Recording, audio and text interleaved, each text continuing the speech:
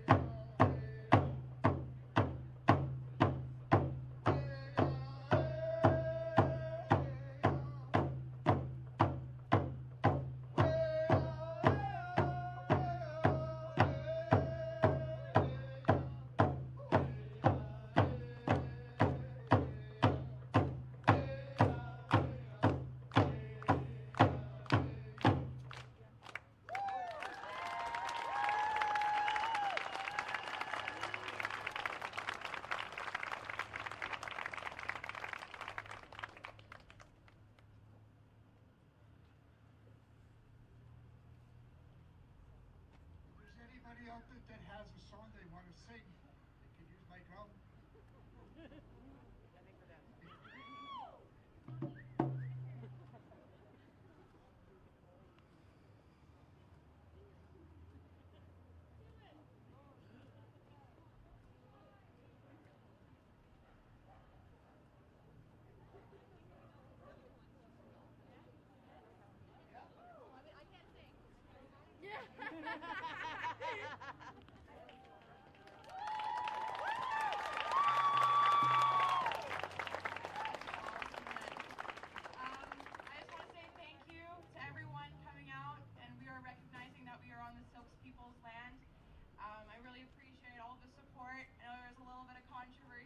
So glad that we stuck with the root of this protest, this peaceful protest, and that is to unite and not to divide.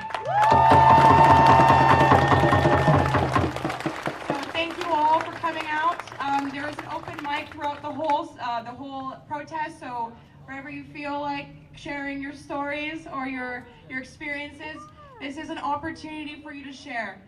I know that sometimes the Black community can feel a little bit sheltered within Kelowna. Ostracized. I know myself, I've experienced that with being half Black. So we want to give an outlet for Black people, people of color, and even white allies to have an opportunity to share. We're also standing in solidarity with those who have lost their lives to police brutality. Thank you all so much for coming out. Thank you so much.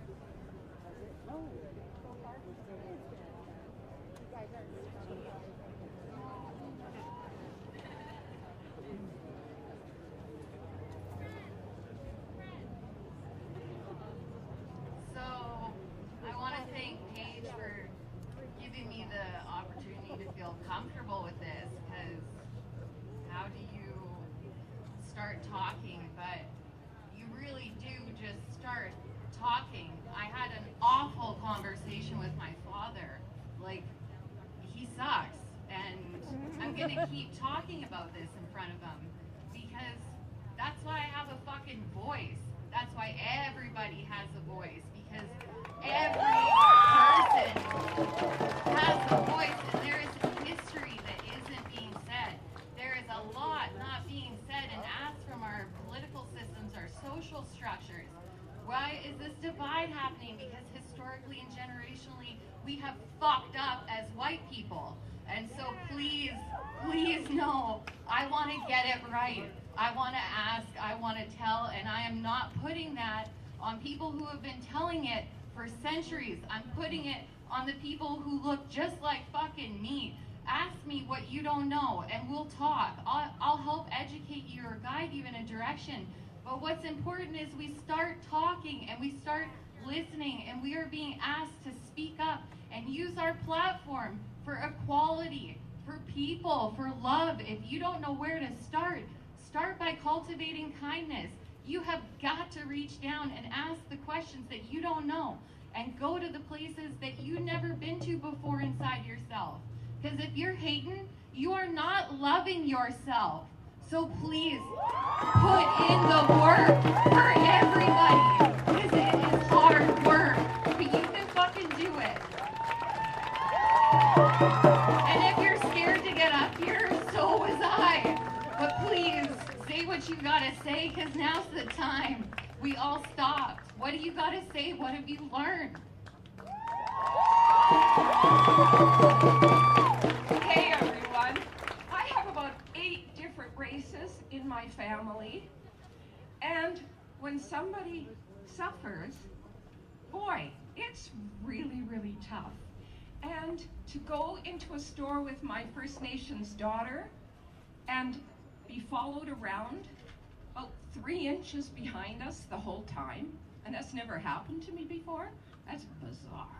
And also, my First Nations nephews and nieces being mistreated at school because they're First Nations. Get a grip. Plus, I saw a post with a bunch of different labs, and they were all different colors. Who's prejudiced against some of them because they're white or black or brown? Thank you.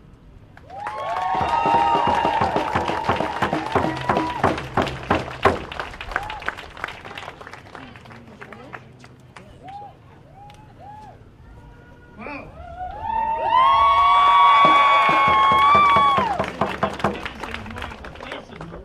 I'm being angry with what's going on.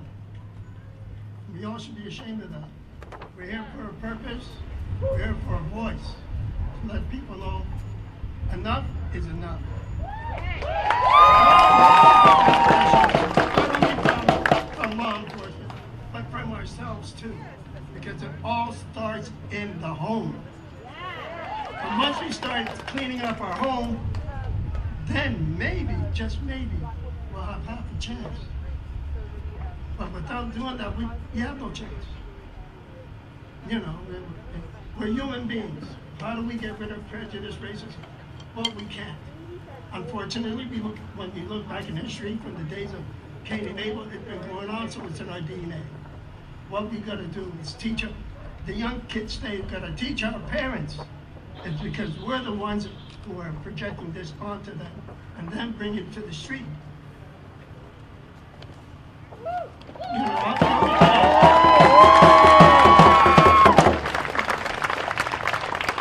they gotta start pointing fingers and start working together instead of saying, well, this one's this one's that. Listen, there's so many different races on this planet. We're all human. We're all human beings. Okay? That's one thing we keep forgetting. We're human. Let's start being human beings, and let's start treating people with respect. Not tolerating them, because we only tolerate our bosses. You tolerate me up here. Teach them acceptance. Once they learn acceptance at a young age, the next few generations have half a chance. Thank you.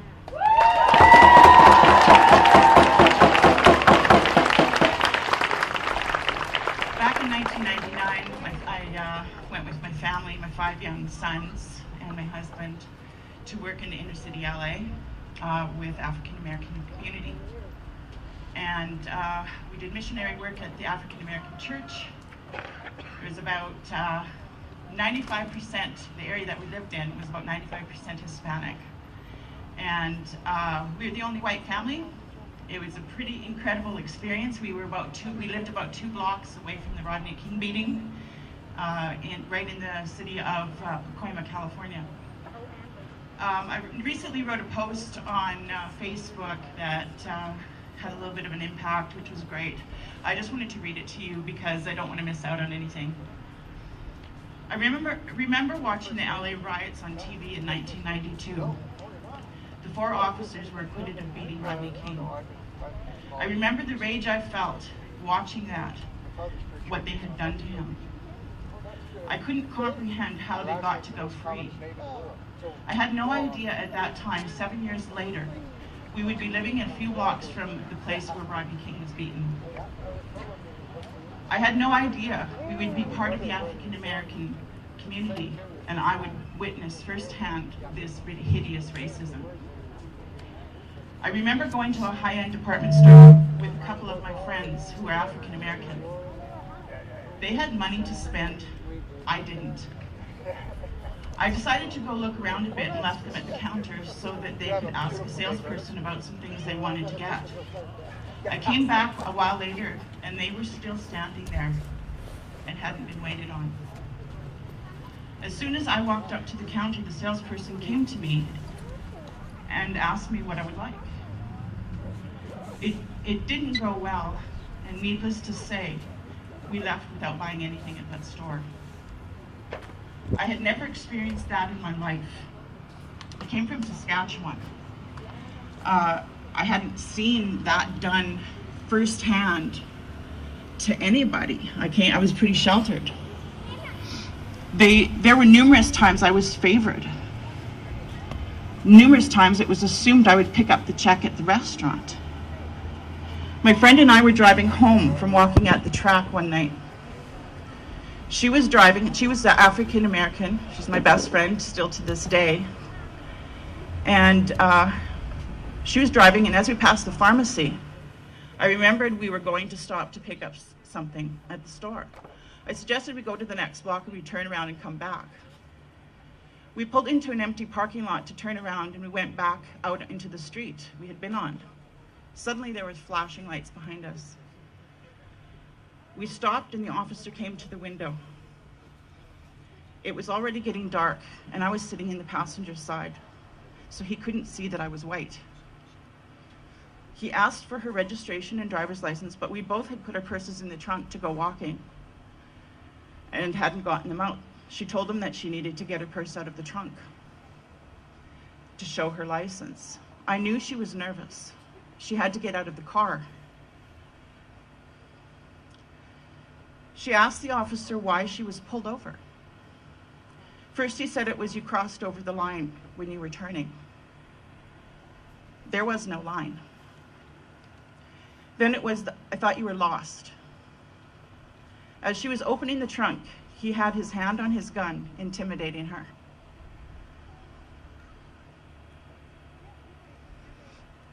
She had done nothing wrong. There was no reason he should have stopped her. As she got back in the car, he was right there at the door, shining his flashlight into the car over at me. He jumped, a bit like he was startled. He had no idea I was white. He changed up in that moment and said we could go and to have a good night. I'm enraged that this evil and demonic hatred for my African American brothers and sisters is still so rampant. And I'm going to include every Black person in the world.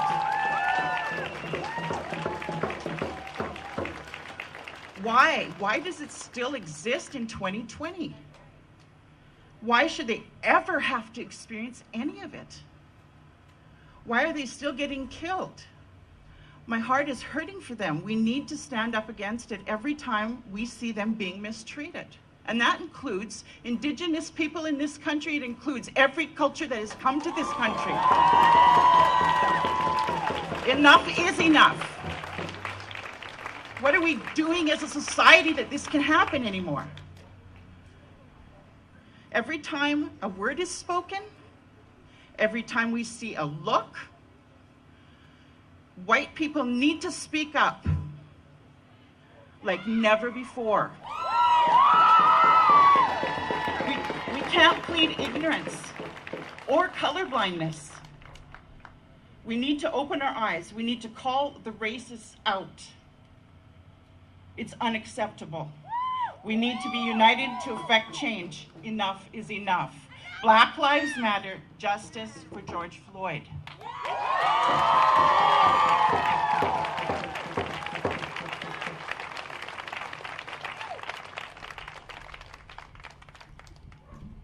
So I've never been this anxious before in my entire life. Hi.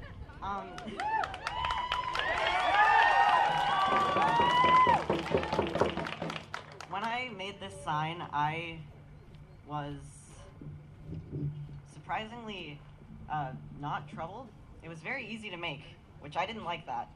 The fact that I could fill this with names of just black people who have been killed by police in Canada is horrible to me. And they were all unarmed. All of these people were. And I cried while writing these names down. The fact that this happens here, where Canada is supposed to be a safe place, is disheartening. Screwed up, thank you. It's awful. And I want us to be better for the entire world to see, because the fact that there are names on here at all is... I'm gonna cry.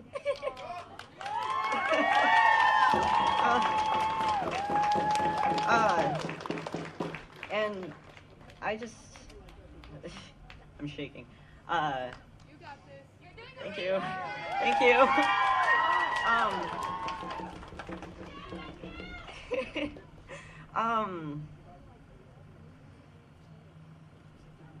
Sorry.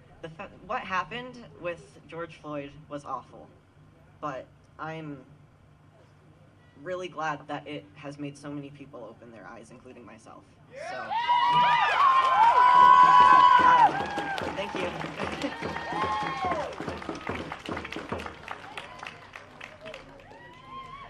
White people have a duty to say no when they are asked to be racist. I have had to do that duty, to perform that duty so many times working in customer service. It is insane.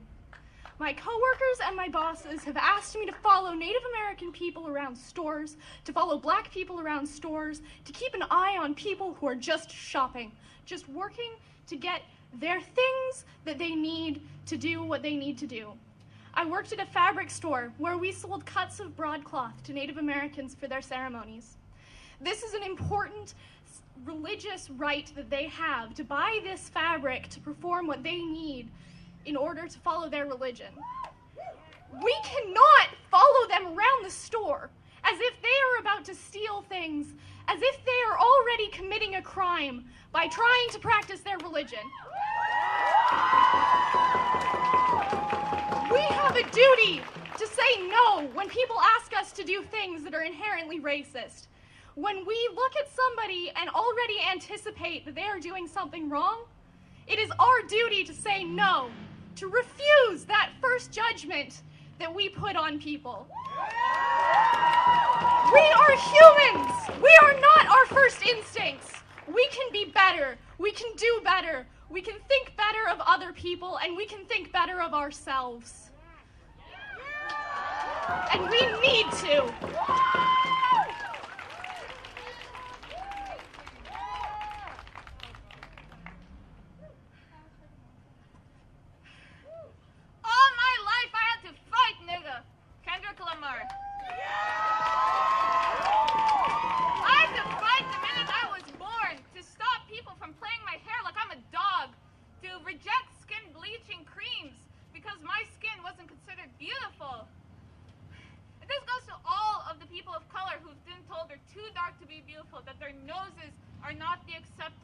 European beauty standard.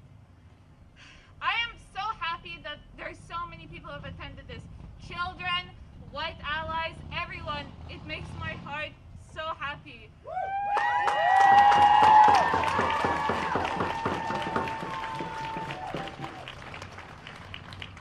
As a black person, I cannot do the following things because my life could end of it. I cannot jog Ahmed Arbery. My son can't own a toy gun, Tamir Rice, who was only 12 years old when he was shot. My life could end because of a $20 bill, George Floyd. I can't wear a hoodie because I'll be seen as suspicious, and I can get shot because of that. I can't sell cigarettes, Eric Garner. I can't even live in my own apartment, sleeping peacefully without the police barging in and shooting 22 rounds into my body. Say her name! I am so happy of what this has done, that we are protesting, that we are demanding change, because enough is enough. I am tired of reactive activism. I'm tired of people just posting one Instagram post and that's it. I want protest. I want to demand change.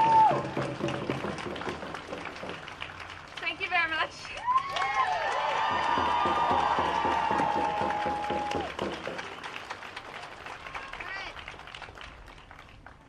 Hi guys, my name's B. This is my first protest in Kelowna. I'm from Vancouver, and you know what? This crowd from a town this small, holy crap, let's just give ourselves a round of applause, okay? Like, Jesus.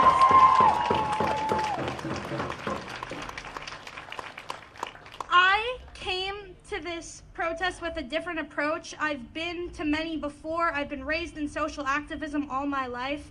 I came with a deep respect for thinking I can help people with their issue, but I need to take a step back and remember it's mine. I educated myself and realized this is everybody's issue. Everybody needs to be here. If there are people you know who are still not at work, just chilling at home, get out your phones and text them. We have a great crowd, but come on, let's keep it going. This thing's going all day, man. I was nervous about coming up here and talking because I'm white. But isn't that what we need to do? We need to speak up even if it doesn't directly affect us, because we are all human. We are all the same. If it is one issue, it is everybody's issue, okay? It doesn't matter who you are. It doesn't matter how old you are. Crap, I see kids walking around here with signs and they can't even spell racism right, but they still got the spirit, and that's what we freaking need, man. It blesses my heart to see warm, kind people like you all gathering together in our differences today to help each other out. So let's just keep the good vibes going. Let's keep them rolling. Let's get more people up to talk here, and let's have a great day, guys.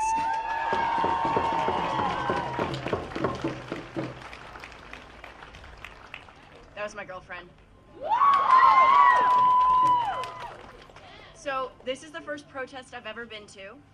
I grew up in a conservative family where when we're walking down the street and my mom sees someone who is like Middle Eastern or African American, she'll either grab me or just gently move us to the other side of the street. And she says she's not racist. She does have friends who aren't white, but putting a undercurrent level of fear into a small child for no reason that's racism. Like, am I wrong? Like, she taught me to be afraid of something and of a people that I'm not meant to be afraid of, or people I have no reason to be afraid of. The people I should be afraid of are the people that don't see what's wrong with our world, are the people that don't see a reason why we need to change, are the fucking cops that decide that violence is the answer. Like,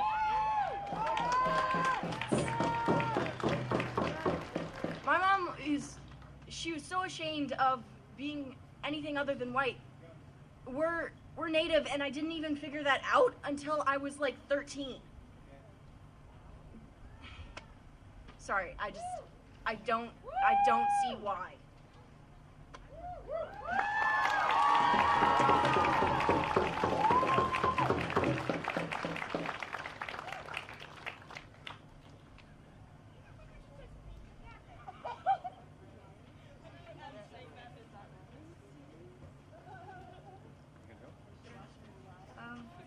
Teaching your child to be colorblind is not the answer. Rather, appreciating our differences is what will lead us to better understand each other. This is by Dana Kennedy. She's a former senior editor of the New York Times.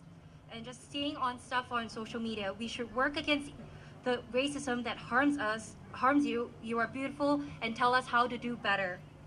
I'm not just reduced to a race. No one should be reduced to a race. No one should be reduced to a gender. We are all human beings. Let's treat everyone as equals. Growing up as an Asian and even coming from another country to Canada, it was hard because everywhere I went, somehow the first thing I've been seen is, oh, you're a cute little Asian girl.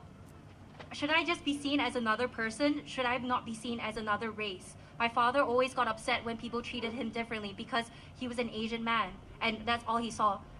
That's all people saw he was.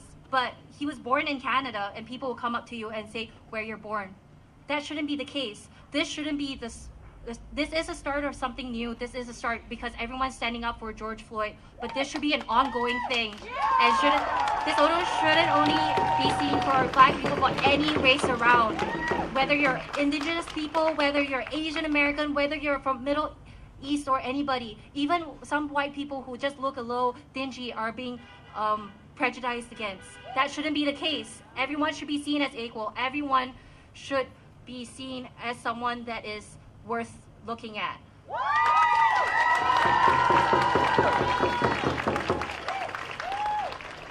I know my slide's not very big, so I'll read it out for the people in the back. It says, take a look at yourself. That is your example.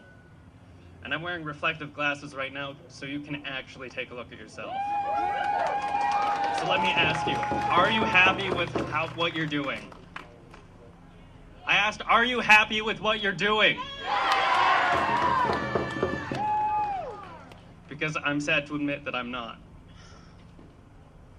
I have a tendency to shut down when things get uncomfortable, which means I'm not standing up. But me fighting my fears right now, standing up in front of all of you, is my proof that I will do better.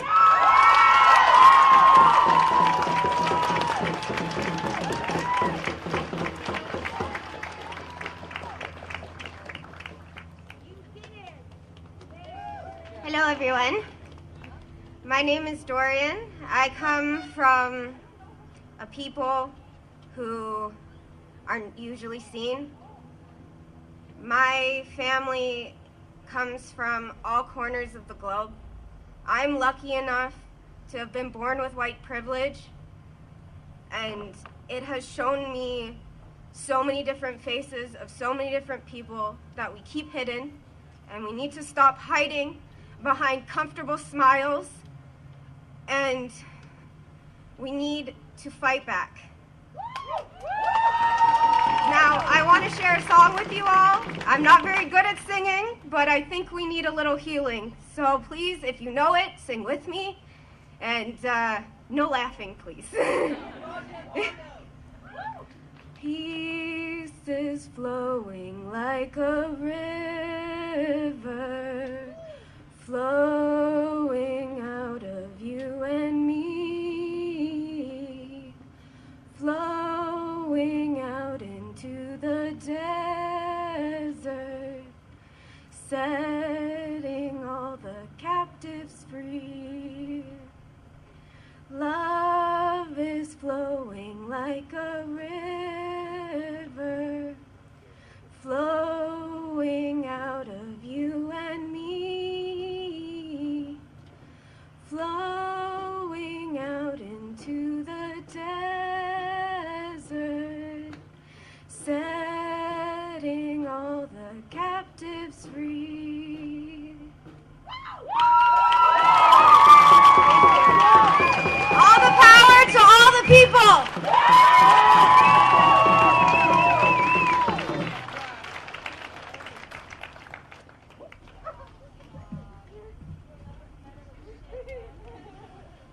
Ladies and gentlemen, brothers and sisters, my name is Sui Lee. I work for the KGH. I'm a healthcare worker. I'm gonna be late. They're gonna kill me. Also, I'm a chairman of the Chinese Freemason Club in Kelowna. And my family is 5th generation in Kelowna. 1904, my great-grandfather come to Kelowna and build a roadway, and also have to pay the head tax, $500 head tax. Because the $500 head tax, never have a chance to see the wife and kid again. The first day I go to school, someone grabbed a rock, smashed my forehead. The blood was pouring out over my face, and I swallowed it. And they said, go home, go back where you come from. You are home. Thank you.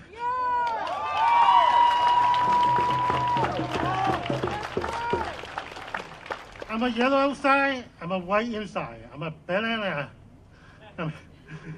Anyway, I want to teach the next generation, make sure it never happen again. Just no matter what color you are, where you come from, what religion you have, we were teaching them.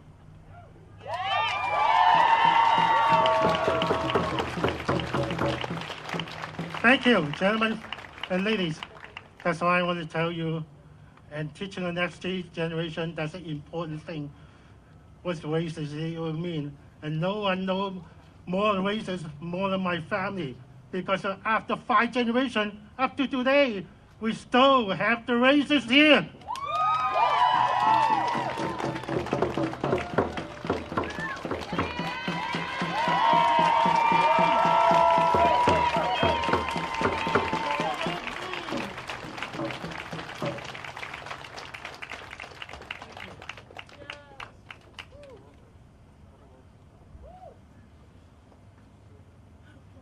Hello everyone, my name is Soren. I have been in Kelowna for about 8 years now, but before that I grew up in Alberta, in Edmonton. Oh yeah, I hear that. My family had the luxury of being militantly equality. I was raised that if I saw someone abuse someone else for a reason that they can't control, I should break their jaw. I was suspended 11 times for doing so. But something that I saw when a classmate of mine, whose name I don't even remember, when his dad was waiting to pick him up, they're both from India, when cops were called because there was a suspicious person in the parking lot, I didn't do anything or say anything, nor did any of the school educators or the person in charge. We are all here, and we are all speaking out against it. Right there is the City of Kelowna City Hall. That is our municipal government. Everyone needs to change from the bottom to the top. We have to make sure that the top changes with us. We can't be the only ones who are saying they need to change so that they get rid of one bad apple but leave the spoiled bunch. We have to show everyone how to change, and we have to make sure that they change. We have voices, we have votes, we hold them accountable. Please don't break their jaws, that is actually illegal. But make sure that they don't have a job where they can be in power.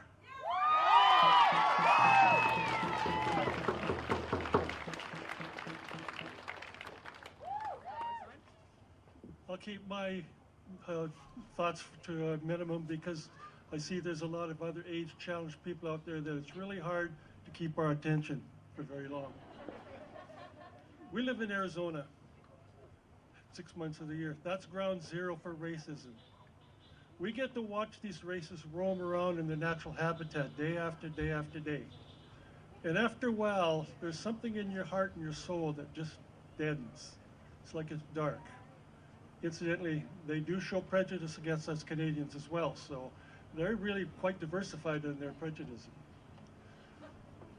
There's a lot of talk. I watch a lot of TV. We've become very involved in this topic. And the talk of change is always there. But how many of you are going to actually change? You have to make a decision. You have to do what you can. We've made our decision that we're going to change. 2 weeks ago, we called down to a realtor and we said we no longer can live in this toxic environment. We put ourselves to say, we will no longer support a racist society, a bigoted society, a homophobic society with our Canadian dollars. So I look out here now and I see the diversification that we have in this group, and we're just so proud to be part of the Canadian society. So all I have to say to you is, don't just stand there and say change is inevitable. Do whatever it takes, one small step, one large step. Do what you can to stop this. Thank you.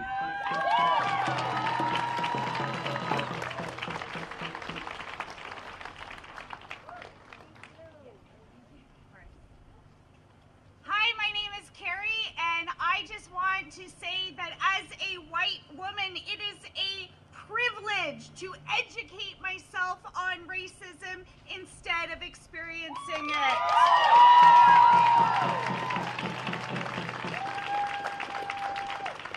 Please educate yourself and everyone you can on this important topic. Let's end racism.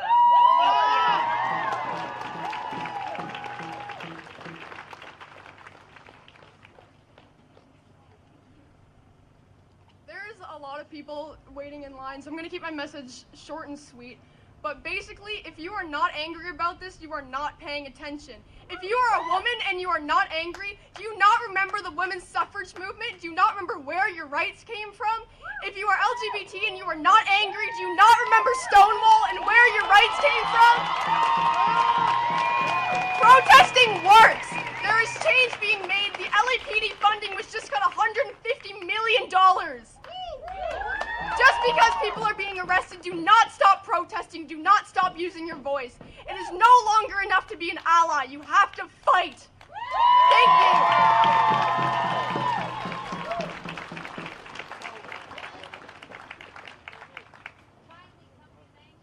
Okay, I don't know what I'm going to say, but I see there's lots of little ones in the crowd, which is great, so I'm going to try not to swear.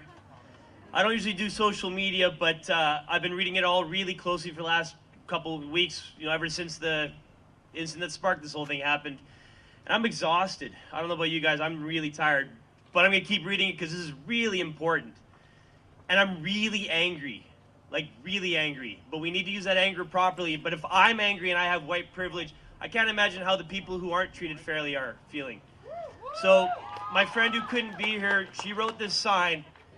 It's got a list of, it's an incomplete list since 2013 of black lives that were taken unnecessarily by the police. So let's please give them a moment of silence and let's not forget about them.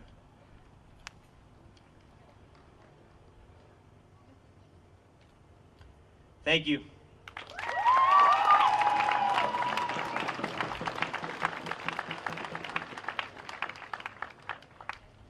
Hi, I'm a 16-year-old girl born and raised in West Bank. My mom tried to force me not to come here. I cried to her saying, "Mom, we have black family. I am Native. Why would you stop me from this? I want to fight for what's right." I was stopped the other day because of a cop. He said, "You are not allowed on this premises." I looked at him straight in the face and said, "Why am I not allowed here? If I was born here, what is wrong?" He said, "You are stealing." What am I stealing from? I am here. I will stand here until you do something. You cannot stop me from living here, seeing beautiful people every day. I have a friend. He is mentally disabled. He just happens to be a person of color. I was at school with him, and he was pushed into the ground and beaten. Sadly, he did not make it. The person who did it is a privileged white male. I would not speak of his name, but I wish that he learned better. Every day I had to go to school. I was told to leave by many people because I am Native. I had black friends told to leave because they are not welcome. We will no longer be silenced. Throughout the years, there have been slaves, residential schools. What else is next? We will not be stopped. No one will stop us. To the people who are here, thank you. I am proud to say that I am one with everyone. I will not stop until I am in the ground. Even then, I will keep on fighting for everyone. I will not be silenced. No longer will you be. Thank you.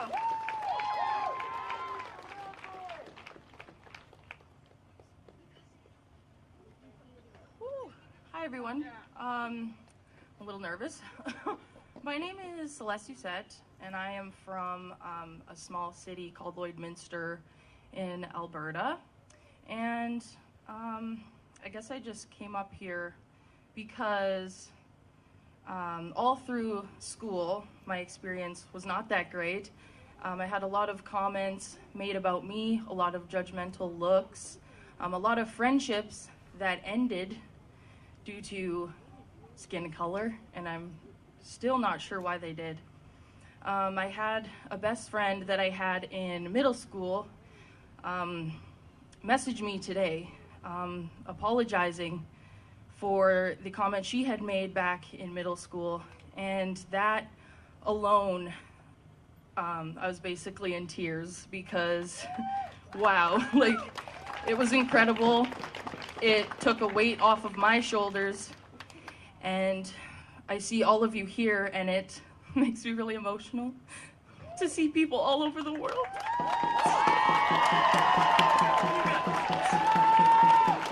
And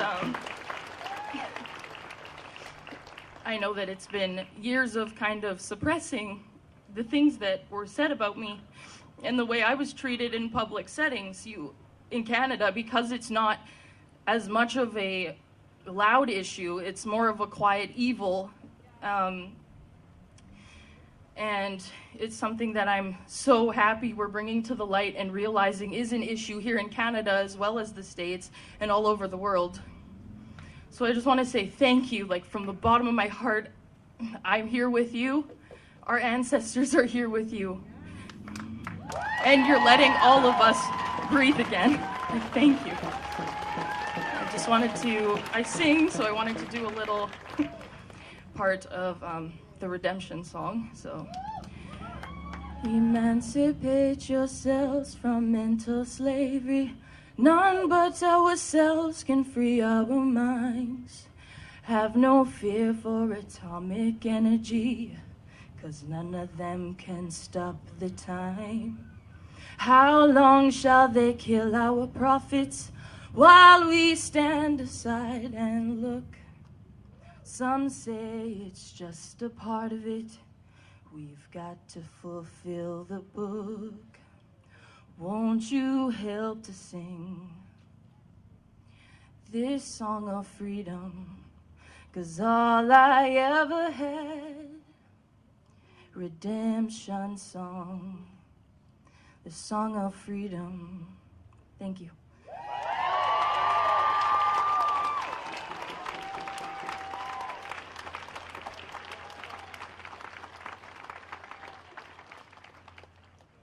Hello, my name is Ryan, and I am a professional wrestler and drag queen based out of the Okanagan.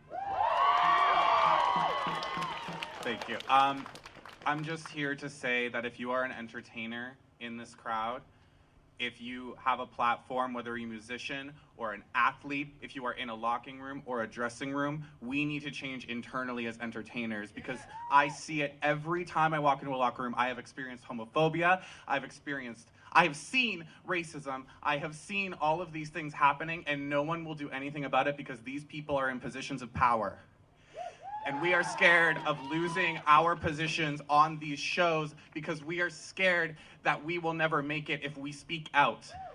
As an entertainer, you need to speak out. It is your job to use your public platform to speak for Black Lives Matter, to speak for Indigenous people, to speak out against homophobia. It is your job.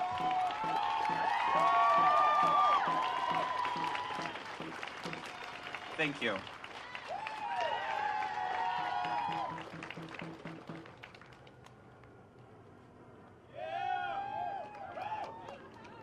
Hello, my name is Jarrett Young, and And I'm not only a Canadian, but I'm also an American. My father was born in New York City, and I also have family living there right now, and I pray for them. I pray for them right now because they're going through some of the hardest times they have ever seen in their lives since, well, people my age especially. They didn't live through the 90s. They didn't get to see the Rodney King. They didn't get to have this. And I'm glad to see that there is actually a stance now rising up. But I'm also fucking angry about it too. You know why? You want to know why? Because it took somebody kneeling on a black man's neck in public, a public lynching, for this to come about. People have been kneeling on black people's necks for 400 years, and it took this death for this to come about, and that is why I am angry. That is why I'm angry, because change doesn't come until we die in a public manner. Trayvon Martin has been happening, Breonna Taylor. There's names for, you could say names for minutes and minutes on end. But it takes a public showing of hatred for people to really feel that. So if you haven't seen that video, if it's too painful for you to go and watch all 10 minutes of that video, then you should go and do that right now, because that is the feeling that each and every single one of us has felt for a long-ass time.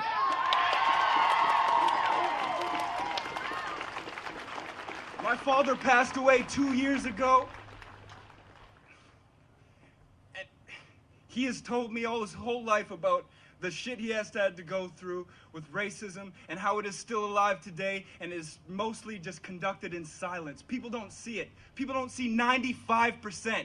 Even I don't. It happens behind your back. It happens when you don't see it the most. Like, I probably see 10% of it. I've been called the N-word. I've been chased out of parties being called the N-word.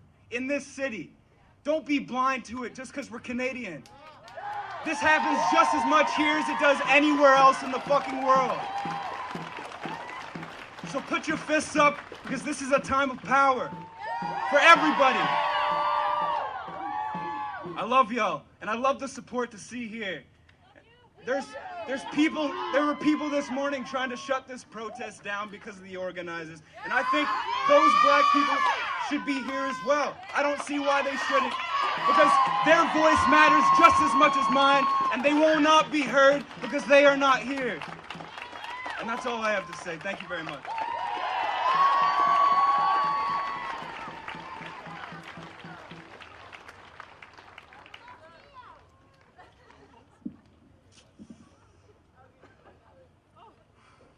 My name is Jamar Nicholas Afray Angel.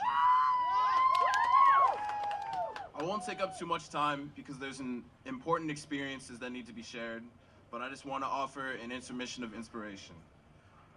Controversy has arisen from this rally because of its organizers and perceived intentions, and I understand the frustration and confusion, but the fact that we can gather here with all of these varying races, genders, ages, it just shows the influence that the Indigenous and Black communities in Kelowna have on the rest of us. It's amazing, and we should all see that for what it is.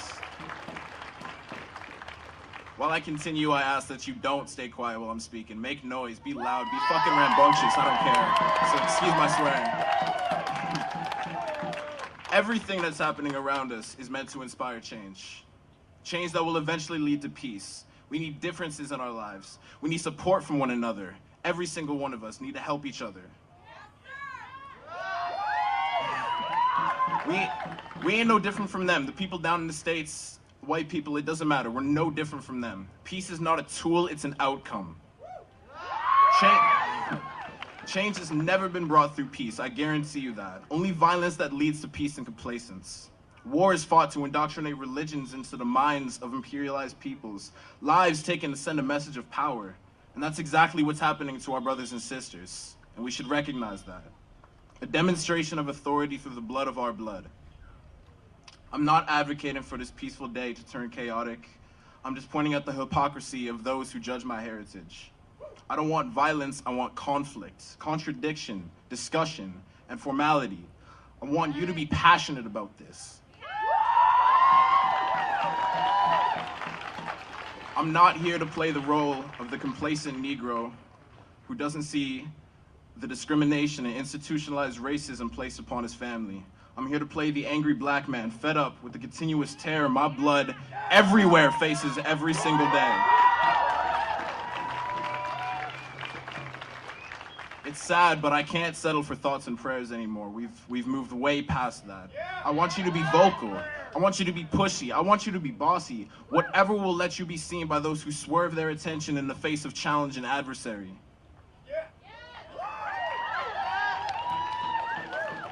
Because the echoes of silence are more deafening than the screams of terror. And as MLK said, in the end, we will remember not the words of our enemies, but the silence of our friends.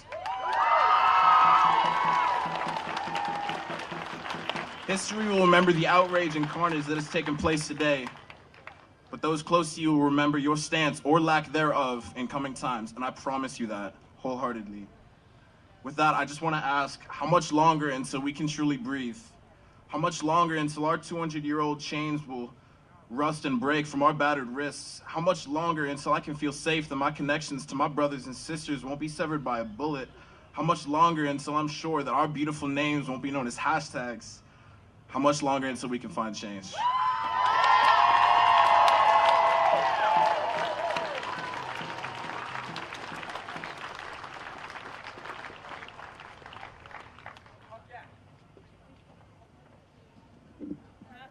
Hi, everybody. I wasn't going to get up here to speak today because it is not my time to speak and it is not my place to speak. And then I remembered today is June 5th. Any other year, I would be celebrating Pride with every other LGBT person in this crowd and in this country. And then I remember that Pride began as protests because people had to fight for their right just to exist. And the people that began these protests and the backs that these protests were built upon were people of color. The entire Stonewall began with people of color protesting for our rights to exist. And the LGBT community needs to continue to stand with people of color just the same way that they stood with us. I won't take up too much time. Thank you.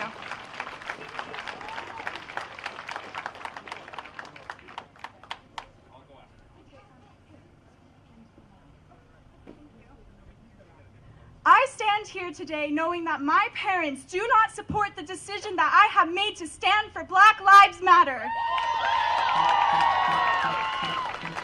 They tell me it is a waste of time and that no change will be made with violence, protesting, and any other things we stand for. But you know what I say? That is not fucking true because we will make change.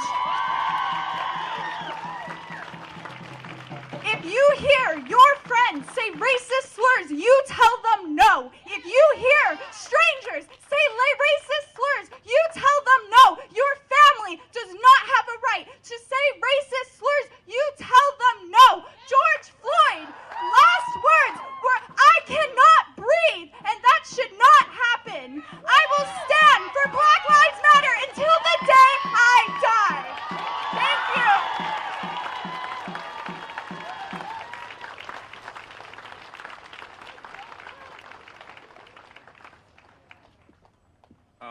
I know it might not look like it, but English was not my mother tongue. I grew up learning English, French, of course, at school. I speak 3 languages. I learned Greek in college. I studied Russian in university. When you meet someone from a different race, just ask them about their race. Ask them about it. Inquire. Find out what language do they speak. Where are they from? How did they get here? Learn about their history. If you don't understand history, you're doomed to repeat it.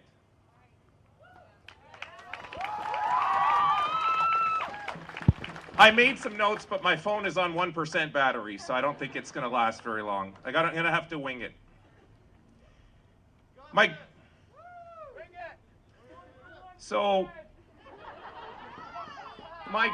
grandfather had to get on a boat and escape the Ottoman Empire in the before World War I, so he wouldn't get drafted. And if you understand what the Ottoman Empire, how ruthless and deadly they were to all of Europe, the Middle East, and North Africa, you understand what I'm talking about and why they were genociders, exactly.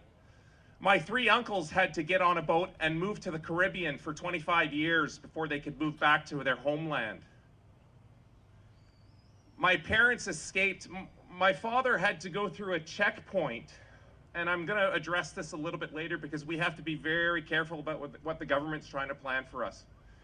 My dad had to go through a checkpoint after his father died. My grandmother had cancer. My dad had to go through a checkpoint to go to work an hour away to support his family. He had to explain why he had to go to work. I just want you to remember that we have to be very careful about what they're planning for us. I want to say thank you to every single person here, to your parents. If you're under 50, to your parents and grandparents for allowing my family to come and live in a free country. Every one of you. Every single person here, your parents, especially if you're Caucasian or white, before a lot of immigration happened, because I speak for a lot of first-generationers here, and you know who you are. Your parents made a decision to come to this country for a reason. We have to defend that.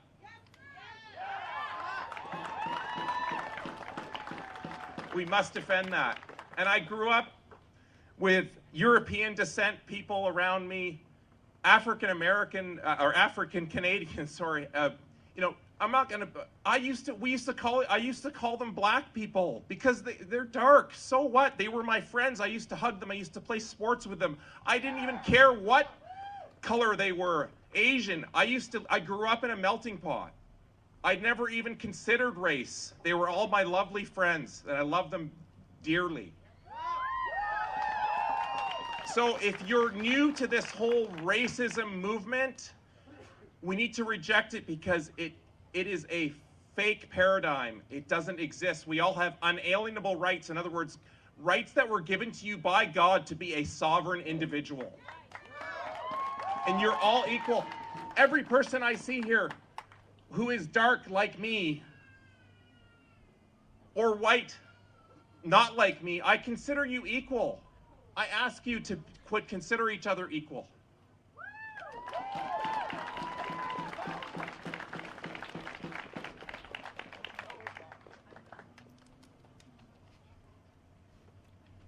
My name is Rena Simonchoni, and the biggest emotion I feel is sadness. Sadness that this still happens.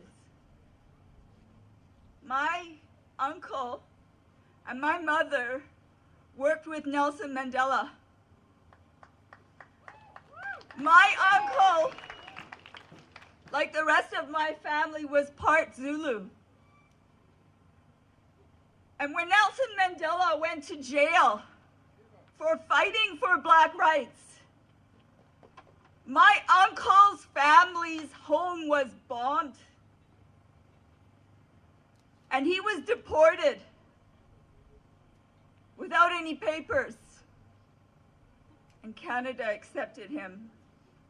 And for 25 years, he fought apartheid from Vancouver.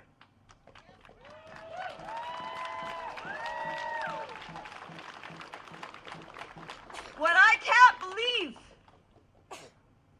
is that such a huge battle brought down apartheid, and yet here we still are.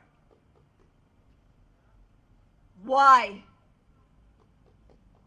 I'm part Zulu, but I look multi-ethnic, and I can tell you, in my lifetime here in Canada, I have endured racist slurs because somebody thought I was East Indian.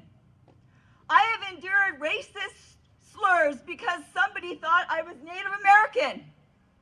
I have endured racist slurs because somebody thought I was an Arab. I was even told I'm a teacher. not to walk into the school that I walked in on the day of 9/11 because I look so much like an Arab. These things happened to me here in Canada. And they need to stop. What of the Aboriginal women that are going missing in this country?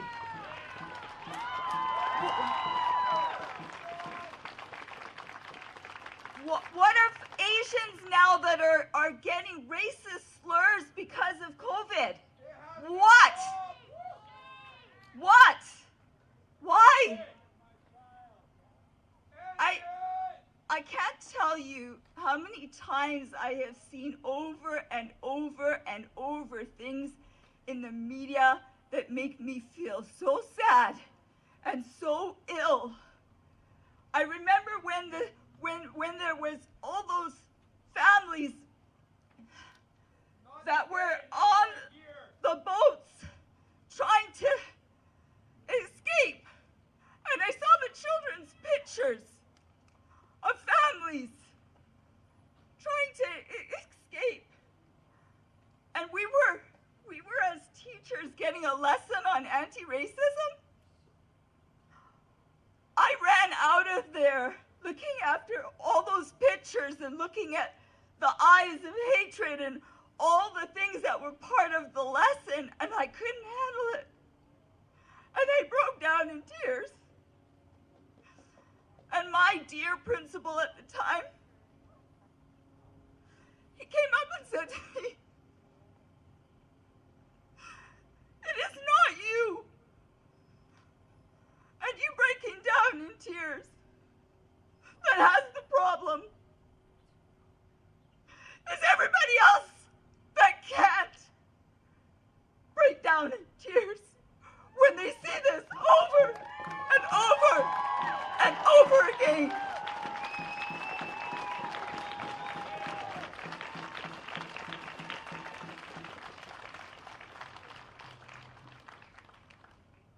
But I'll say one thing before I go. Seeing everybody here, seeing all the demonstrations worldwide, it gives me hope. Listening to all the young people talk, that gives me hope. Because it's time. Enough is enough.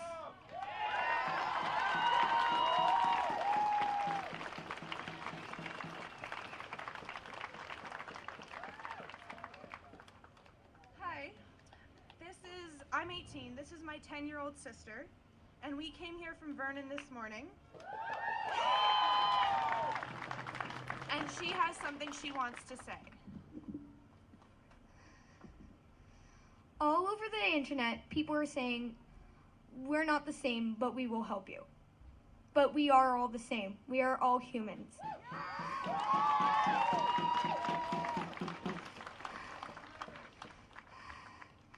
Thank you for your time.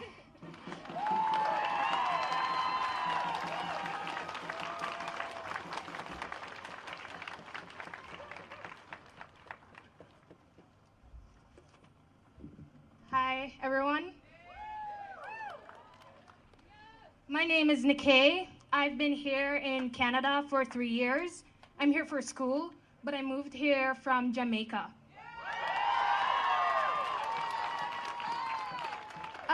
I've been here with my twin brother for 3 years, and the amount of racism we received, it was unbelievable. It's not that people have said anything to us, but it's through the actions. We were walking once in the parking lot of a supermarket, and we're just casually talking, minding our business, and some people just started running to their cars, and we walked past it, and we heard when they closed, they locked it, they pressed the lock on it, and I'm just like, what was that for? Other times we've been in classes and we have been subjected to a kind of covert racism that's not really realizable, but it's there. And I just want to say that it begins with you and me to stop the stereotyping, stop generalizing Black people.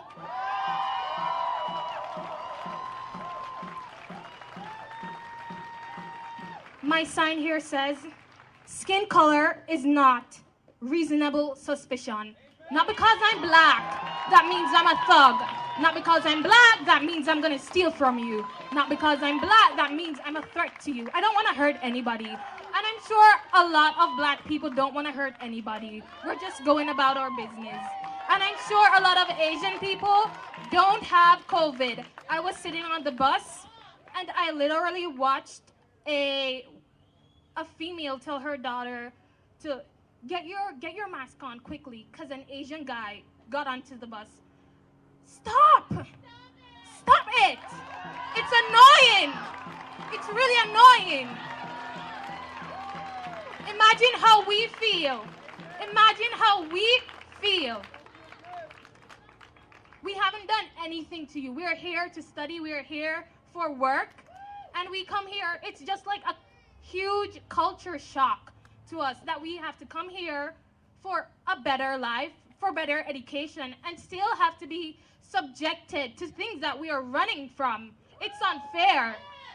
And I just want to say, again, it begins with you and it begins with me. We have to sit and talk about these things, the uncomfortable things, with our friends. And even if your friends aren't speaking up, don't guilt trip them into speaking up. Let them stay and do what they're doing. As long as you are doing something about it, you are making a change, no matter how big or small. And I just want to end, I'm from Jamaica, so I have to end with Bob Marley's famous song, 3 Little Birds. And I want everybody to put their hands together and sing with me. One love, one heart, let's get together and feel alright. One love, one heart, give thanks and praise to the Lord, and I will feel alright. No justice, no peace.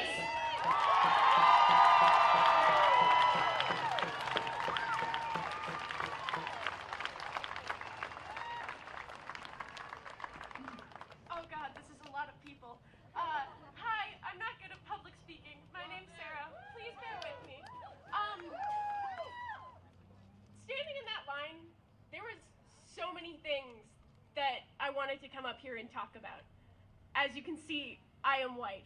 Every day I experience white privilege. And I can't even speak to how beautiful this sea of people is. And the reason why we are here today is it's truly awful. We are here because so many Black men and women have been murdered just for the color of their skin. Now, apparently, officials don't know this, but not being white is not a crime. The people on my sign, all these names are people who were solely killed because of the color of their skin. 3 names in particular stick out to me: Lawrence Wegner, Rodney Nastis, and Neil Stonechild.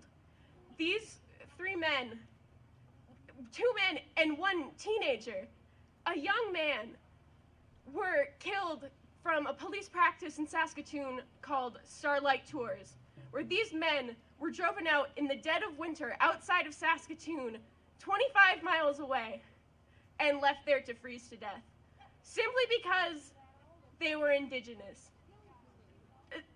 That sickens me to my core.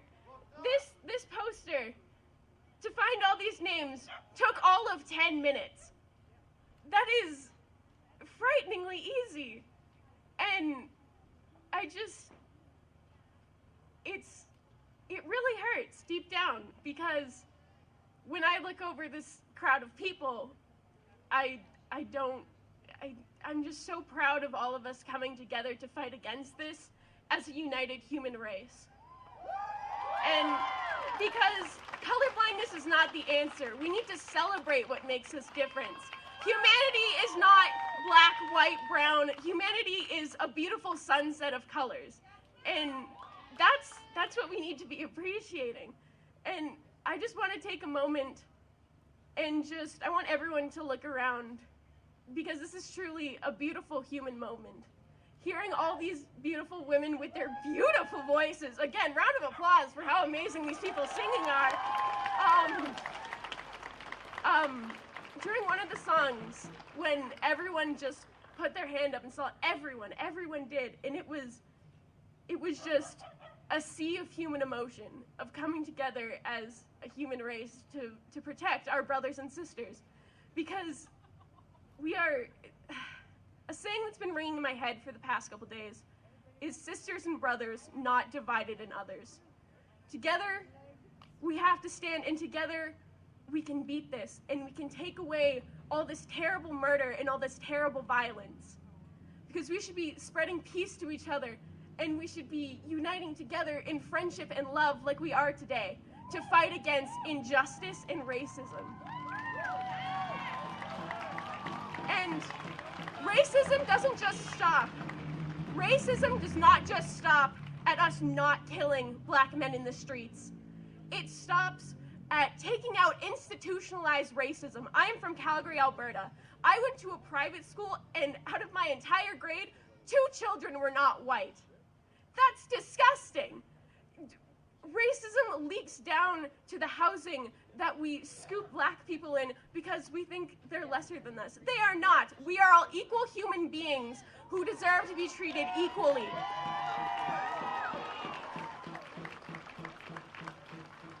Appreciate this beautiful human moment for what it is, us uniting against evil. Thank you.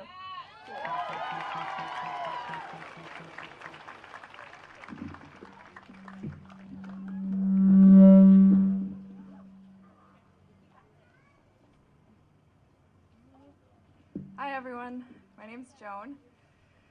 A few days after George Floyd was murdered, I was reading the news like I had been the last few days, and I was so overwhelmed by what's happening to the protesters in the United States. And I just thought, I have to take a break from this for a couple of days. I'm gonna stop reading the news. I'm not gonna think about this. And then I felt the deepest shame I think I've ever felt in my life. I know that I benefit from white privilege every day without even noticing, because I don't get followed around stores. I've never been pulled over while driving. But that was the first time I caught myself on the edge of buying into my privilege on purpose. And then I remembered the words of Mr. Rogers, who says, look for the helpers. When you become overwhelmed by all of the terrible things that are happening, it's okay to take a break from looking at the violence for a day. It's as long as you keep being a helper. When you feel like you need to take a break from the problem, remember that you can still help by reaching out to someone and doing something positive. It's okay to take a break from the bad as long as you're still doing something good. I hope that makes sense and came out right. That's all.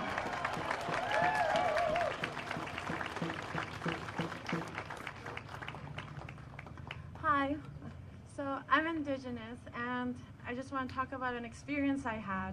I'm from Alberta, and I was in Calgary on the train, and it was packed. There was a lot of people, and then 2 people came up and left, and then an Aboriginal older couple came in, and you can smell the booze off of them. And then when they sat down, she all of a sudden started hitting him and yelling at him. Then everyone just ran away. Everyone just took off and got up and like went to either side of the train. I was the only one that stayed, and I was like, holy shit.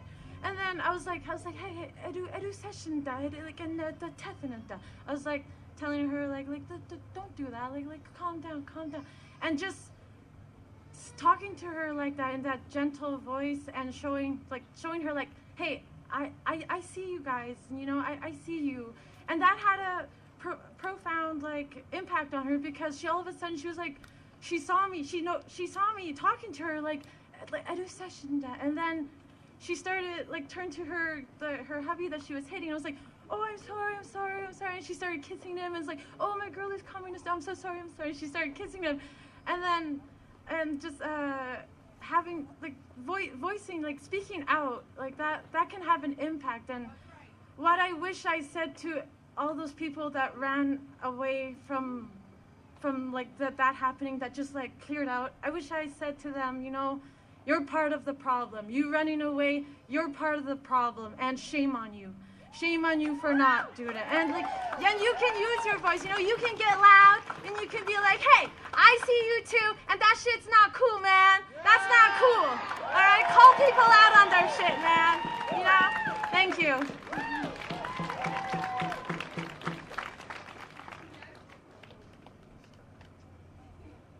It is a big crowd. Wow. I was on a jog yesterday in Rutland by the McDonald's and the Timmy's. I was passing by a bunch of houses. They looked pretty nice, and then I looked to my left. It was in the evening, and I see a Confederate flag glowing in the window of a condo. And it was evening, so it was ominously glowing. Anyways, I moved on, I kept on walking, and then I saw 3 people standing, enjoying cigarettes outside their house. I said, are you not worried that there is someone with a Confederate flag right beside you? And the lady said, oh, they keep to themselves. And then one guy said, where is this going? And instead of telling them how a Confederate flag stands for slavery, I just said I felt afraid in that neighborhood. And he said, oh yeah, you're fine. So then I said good night and walked on. I came back with a phone and took a photo of the house later at night. And I stayed on the other side of the road just in case. And it turned out that the guy who lived in that house was sitting on his front porch. He said, what are you doing? And I said, I'm taking a photo. He said, you can't take a photo of me, and scurried back inside. So systemic racism is not a problem that is easily fixed. It takes a lot of work, it takes a lot of listening, but I want to give you 3 things that you can do as well. First, call out when you hear or see racism around you, because it makes a difference.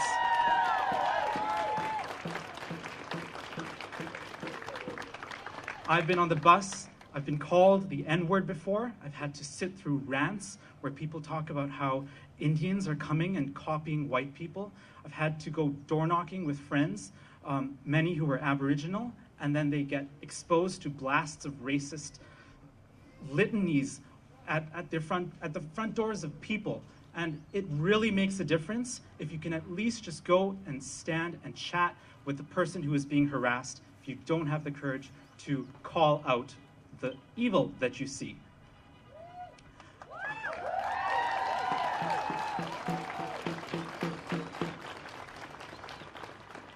Many of us also have racist family members, and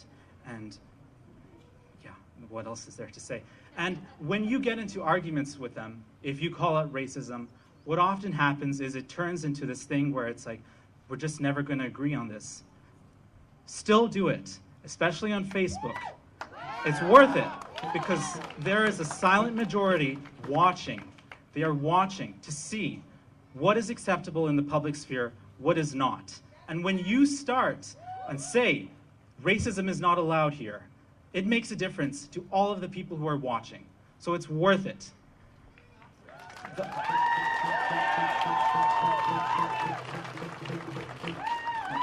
I'm also from Calgary too, so there are a lot of us here, I guess. But one thing I noticed when I came to Kelowna is that when you pass by someone on the street, they don't nod at you, they don't acknowledge you, they don't say hello. And I thought that that was just a Kelowna problem.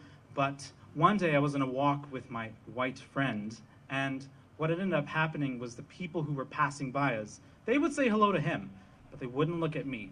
And I think it is a microaggression. I think it is. And I think that we can avoid that if you just acknowledge the humanity of the person you're standing in front of. It makes a difference. So,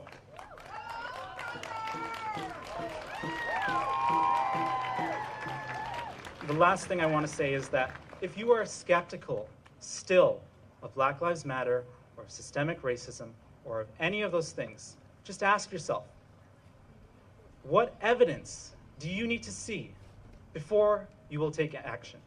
Because the frog in the boiling water doesn't realize that the water is warming up until it's too late.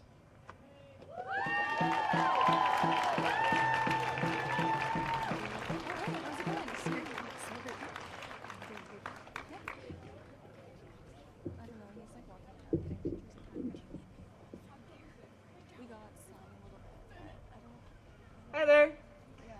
My name is Alexis Woodman. I'm here to represent, well, I had notes here, but like, I'm nervous. I'm scared. Put the mic down? Awesome, okay.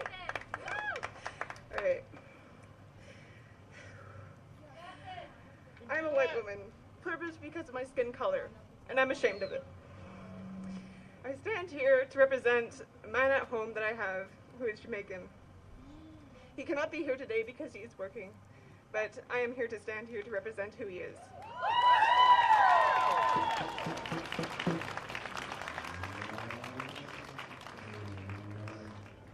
So I ask you to stand with me in a moment of silence for those that have fallen because of racism, the police, and those who have died. Stand with me with your fists in the air for a moment of silence.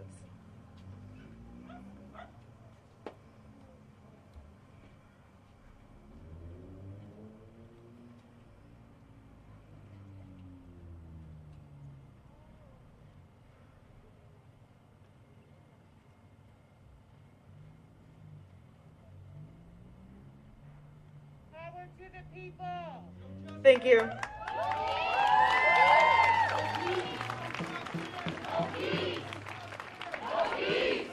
World peace! World peace!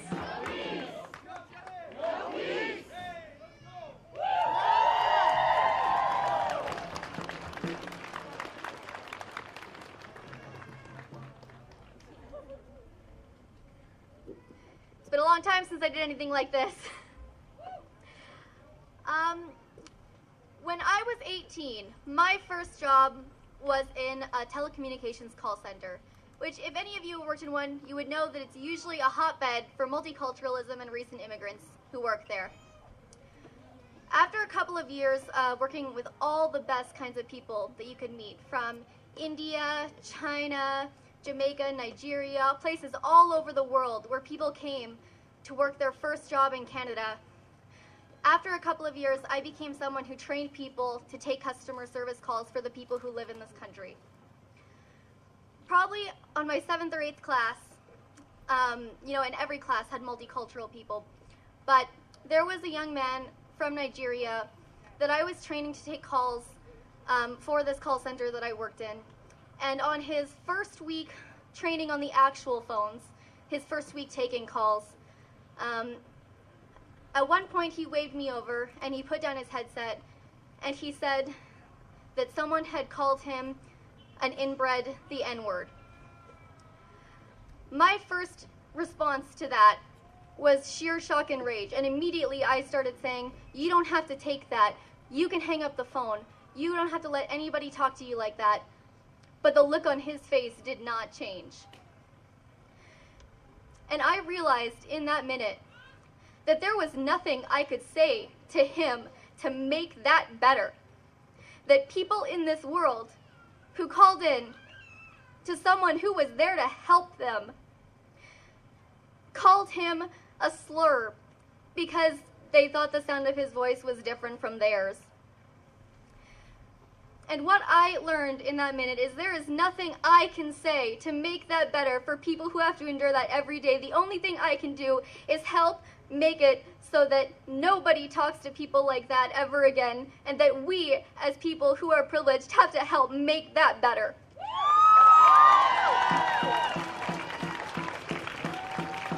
Thank you very much for listening.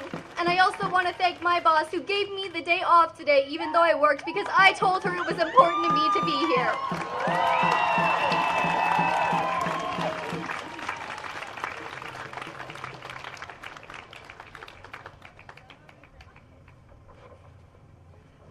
Hi, oh gosh.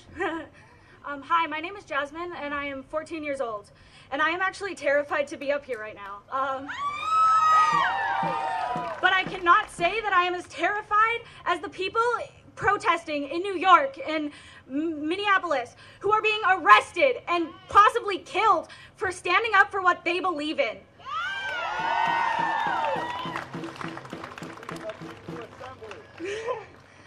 I'm here because I'm young and I am silenced for that. But seeing all of these children here today was really empowering for me. You should teach your children about racism. It is something that they will find out no matter what you try to do to stop it.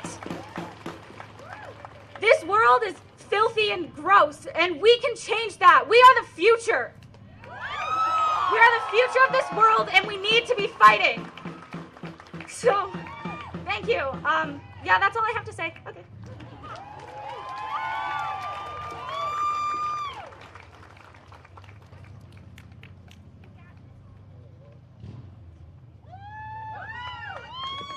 I got this, she said. I'm not sure if I got it, but I wasn't thinking about coming to take part in this today. But recently I had a friend of mine asking me what all that fuss about George Floyd. And I think the best way for me to relate to it, or the best way for me to help people understand what it is to kind of give you snapshots or pieces of my life. I was born in Ivory Coast, Côte d'Ivoire, in Afrique de l'Ouest. I spent a big part of my life in France. So fast forward centuries from slavery, then from the explorers, and then the colonizers, and then till today, the colonizers, we're back to France. I'm gonna give you just a quick story. When I was young there, I had one of my uncle who wanted to, he was a teacher at one of the biggest universities in Paris, La Sorbonne. And he decided, you know what, I'm tired of teaching chemistry. I'm going to work for a private company. I don't want to teach anymore. We took him to Le Havre, which is not far from Paris. He had an interview, fantastic. Got a call saying, you know what, you line up, all we need to know is to figure out when you're working. In a week, you'll start. 2 weeks later, no phone call. 3 weeks later, he made a call. They told him, yeah, we're thinking about it. The board is still looking at it because of how high he was going to be in the company. 3 weeks later, he called.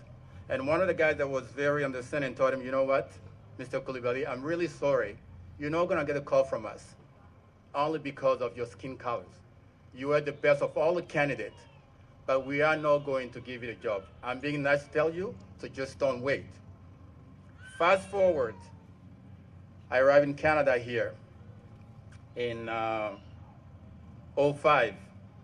I remember meeting two girls here, I think they're from Cuba, telling me, are you new in town? I said, well, yes, I am. I said, why? They said, because we all know all the black people in this town, which is fine. And I moved down to Toronto and came back. Kelowna had gone a lot mixed then. But I want to tell you, for the people who are going around and saying racism, that is only in the US, I want to give you the pieces of my life that I had here. I got called the N-word right here on Bernard Street, right here in Kelowna. I walk into a bar here, sitting down, have people coming right into my face and pointing at a hat that you were saying, make Okanagan great again. This is right here on Bernard, I'm telling you. Not long ago, I went for a walk with my friend here, Shauna. We went down by Okanagan Lake in Winfield. My daughter's right there. As we, they were sitting down by the water. She had the fire on, and I went for a walk. And as I'm walking, this lady and her boyfriend went out the way and walked up to me saying, "Oh, hi, how are you? Are you from here? Are you just passing through?" That is systemic. It doesn't look like much to you, but that's what it is.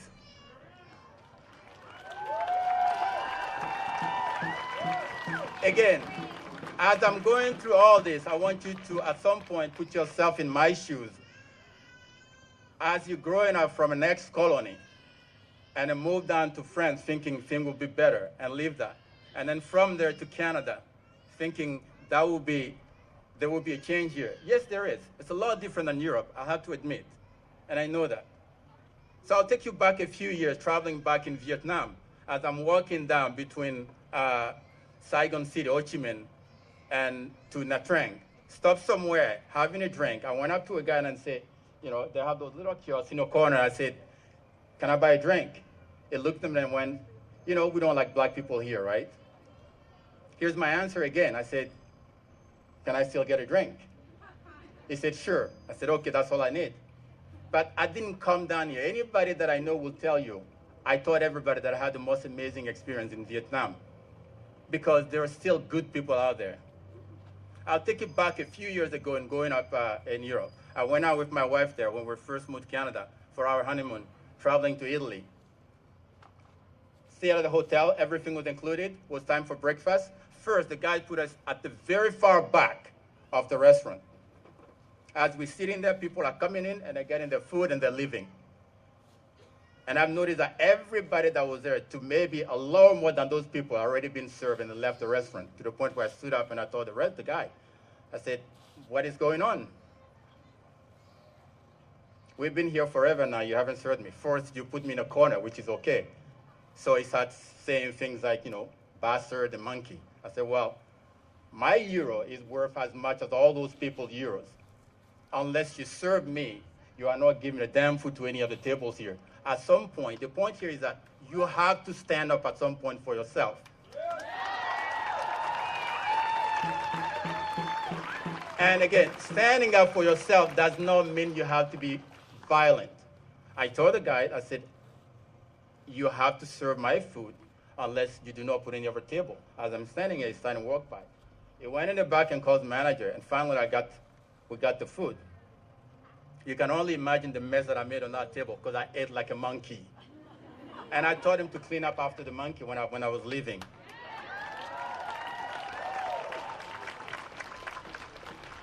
The point here today, and I can go on and on and on about those life pieces. When I'm on my way to Vietnam, I stopped in Tokyo. I got ID'd 3 times waiting for a shuttle to go from, I think, Narita Airport to another airport to catch my flight. While there were so many people around you, and the police never left that corner over the street until I got on that shuttle to the next airport to do my connection. It is everywhere. And as somebody was saying, it is a fight that we are going to have every day. And I'm here today for my kids. I have 2 kids, they have. And I'm not sure if you noticed, these are kids that have 100% white dad and 100% white mom. And as soon as they're born, they're considered black. My youngest jokes around sometimes saying she's not black, she's caramel. But we all know here what the reality is going to tell her later, that you are black. And it tears me down to know that at some point, they are going to be less fortunate because of that skin color they have. And this is what we had to fight for today. And I want to finish by saying that together, and we don't have to fight over it, as some of the people that are here before me were saying, this is the fight of every day. You have to take the people, because sometimes this is how they were raised. Sometimes they do not know better. So, in a sense that we have to be a little bit patient with some of those people and take them sometime by their hand and make them understand that we are all fighting for the same thing, because this is about humankind. This is about all races. This is not about black people wanting to be superior to other races. This is about our day-to-day lives. So thank you all for coming out today, and let's continue this fight.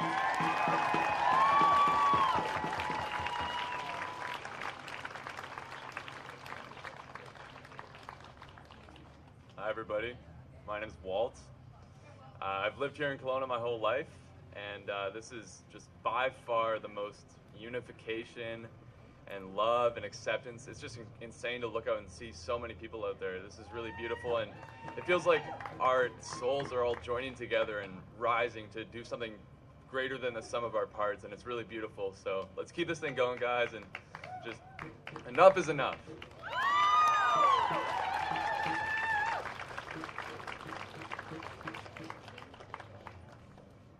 Alrighty. Hi guys. I'm not scared to be up here. I'm scared to be black. Basically, growing up in Canada, don't get me wrong, I'm very privileged. I was adopted, but if I were to live in the States, my skin color would block everything else out. You know what I mean? Like, it's a fear to walk on the streets. I'm not going to give you story after story. I've had to hate racism here and there. It does matter, but you know, you get used to it. But I shouldn't have to be. What happened to George Floyd, though, right? He was murdered in the streets, okay? The police, yes, they were charged, rightfully so, finally, but it took so long. Why did it have to take to here, okay? George Floyd was murdered in the streets. Let's not forget that, okay? Remember it. Say his name. Don't be scared of it. Where are we? Are we here? There we go. Justice for Breonna Taylor. She was murdered. She was sleeping. I'm black and I'm sleeping. You're gonna shoot me? Really? Okay. It's just a fear. But I do appreciate, don't get me wrong, like, this turnout is insane. There's a lot of you here and it's amazing, but like, I know a few of you were scared to come out because of the post, but I don't feel like we should be attacking each other for trying to raise awareness for something. You know what I mean? Like, just show up. You're here, you know? It's good. But like, I just think that we need to keep remembering that George Floyd was murdered and this shouldn't be happening because it's happened before. Like, has the cops in the past been taken down? All I personally want is the justice. They get charged, they go to jail, that's how it goes. Black people get it like that. Why do we just turn away when it happens to a white cop? You know what I mean? Like, it's just like, there's gotta be an equal, you know? I don't know, you know? Like, it is what it is. Like, my life matters too, you know? Like, you know, we're all in it together. So, thank you.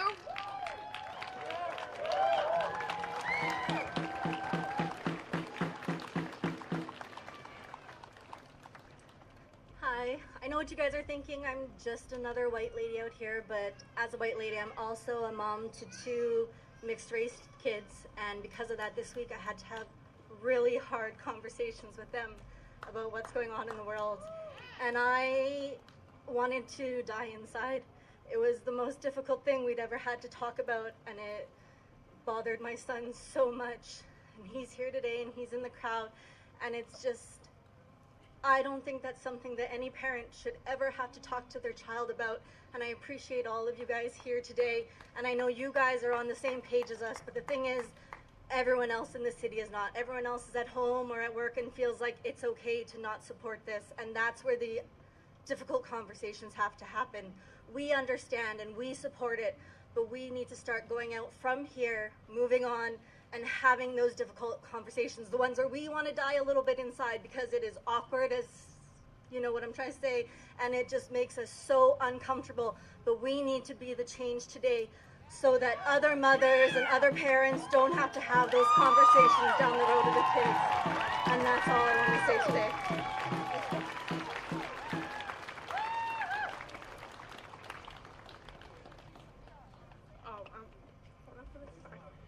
Hi, my name's Ayana. I am Indigenous and proud. Thank you. My sister, she's right there. She's white, but we both have a Native mother, but we have a white father, but that does not make us any different. We are all equal. I'm terrified of public speaking, so this is like really scary. I would never do this. I would never go up into my classroom and do this. But I will do this to spread awareness for people of color.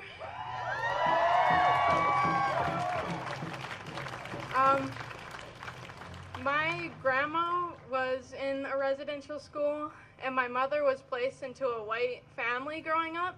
She was taken away from my grandma. But I know if they were both here, they would not be silenced. They would speak up for their own religion, race, and just never stand down for what they think.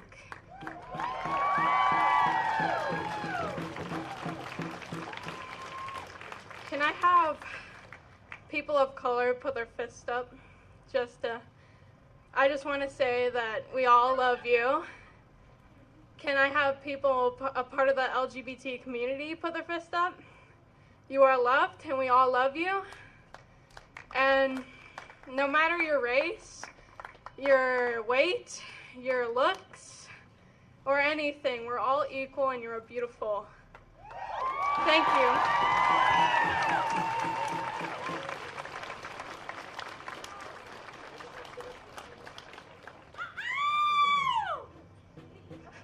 Okay.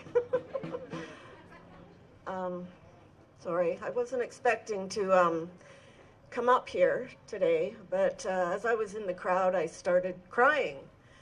I'm the mother of a biracial son who's an adult now, and he's Indigenous, and I have lots of grandchildren of varying degrees of white to brown. And as a mother and a grandmother, I think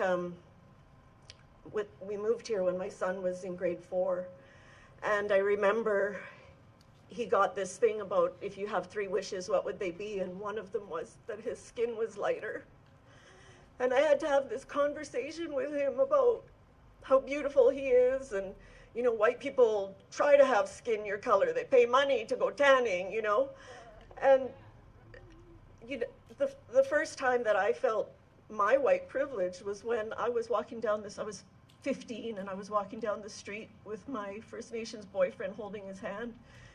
And the first time I felt racism, or actually saw it blatant, and these 2 guys walked by, white guys, and said, "Did you see that white girl with that Indian?"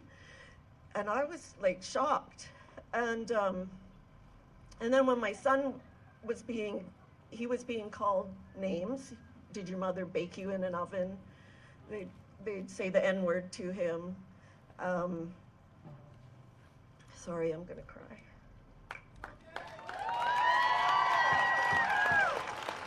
I didn't realize how much this affected me till I came here today.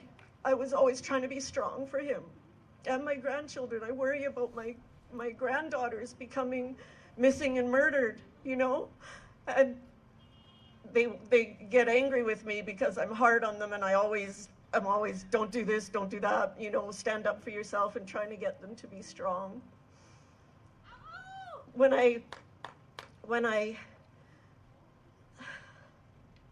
My son was when he was in grade 4 going to school, and he started becoming a bully because he would beat up the people who were calling him names, racial names. And as soon as I would walk in the room, and this is with a teacher or a principal or a family. One time I had to deal with the kid who was calling him names, and the family phoned me and said, "We need to talk." Well, as soon as his white mother would come in the room, their attitude would change.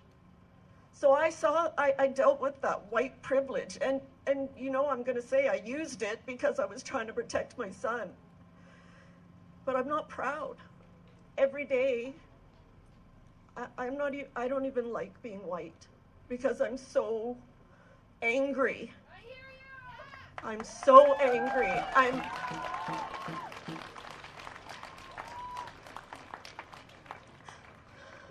I just wish this wasn't happening.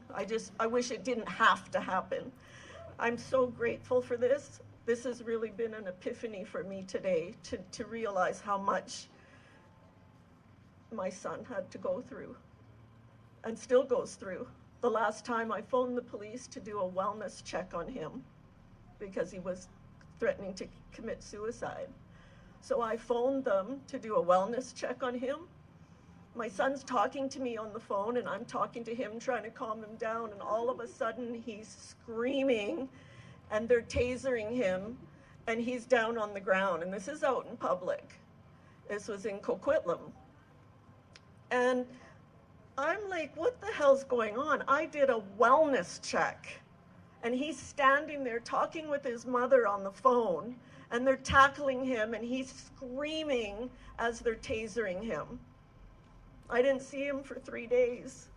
They took him in and because, I don't know, and he had bruises and stuff all over him. And that's the reality. I want it to change.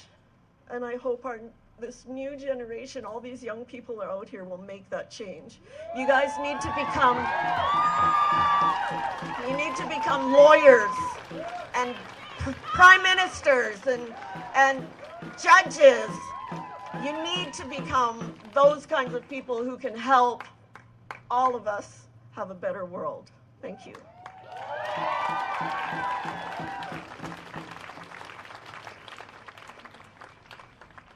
Hello again. I just wanted to say a couple of things. Photographers, if you are going to be taking pictures of people, please get their permission, or when you're editing them, white out their or blur out their faces. As well as this is a peaceful protest of unity. We are not gatekeeping here. All are welcome. All colors, all genders, all races. Like, we're all welcome here. We're all in this together.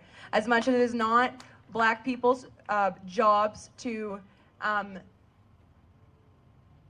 not speak on it, but it's white people's jobs to fix this problem. I'm sorry, it is. It's white people's jobs to fix this now. We're exhausted. We're fucking exhausted of this.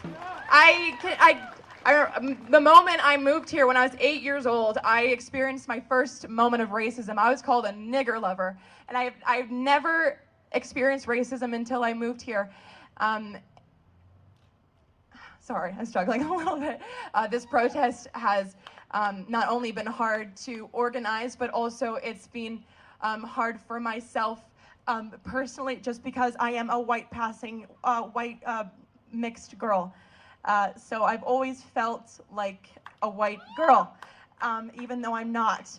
I find people see me as Black more than I see myself as Black. I am not accepted into the Black side because I'm not Black enough. I'm not accepted into the white side because I'm not white enough.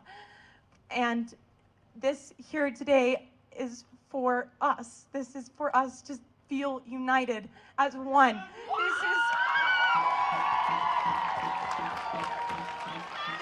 This is for the unseen to finally be seen. For our voices to be heard, no matter how quiet and tiny they are. This is for us. Thank you.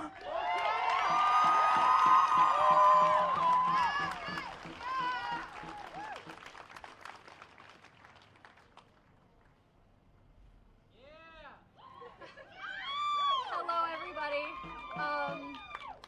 My name is Journey, and I am a part of the LGBT community, and I am mixed.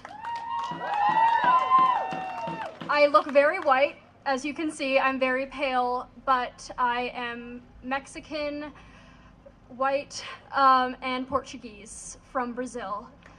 So I have a lot of colored family, and I have a lot of family that, although they have a lot of Caucasian descent, they look more Portuguese than they do white, and they're treated differently because of that. I went to a private school in Rutland that had only 100 kids in it, and we were only taught about First Nations history for 1 year, consistently. And I thought that was BS straight off the hop, because most of my friends are First Nations. And when I heard their stories of racism, when I was homeschooled, I was given an assignment to interview someone who dealt with racism, and I interviewed my best friend, and what I heard was appalling. Nobody should be treated like that. Nobody. My mother was chased down the street by people she called her friends, asking if she was Mexican, using slurs against her for being related to somebody who was Portuguese. My grandmother was 15, a Mexican woman who married a 25-year-old in the 1800s, and I can only think of what she must have endured in Canada during the 1800s. I wonder what it must have been like for her son, who was mixed and worked on the railway in West Kelowna. And I'm ashamed to say it, but unfortunately my father doesn't think of his genes. I grew up with very racist family members. My father will insult people of color, and he knows that we're not completely white. He knows we're mixed. He knows that his father was Mexican. He knows that my mother is Portuguese, and yet he ignores it. He says, oh, these people don't deserve rights. Well, Dad, then you're saying that I don't deserve rights. I'm your own child. And I used to joke about how he's racist because he doesn't love himself. I told him that, Dad, I get that you have anxiety and I get you don't want to talk about it, but you have to understand that these people are your people and we are a family. We are not separated. We are, regardless of blood, we are together.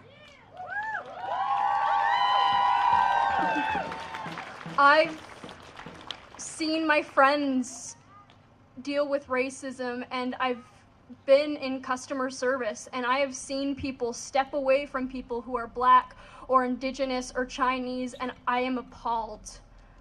Honestly, I've seen people afraid of people of color, and I look at them like, why are you doing this? A customer I had recently spoke up about her young sons experiencing racism, and they're around 7 years old.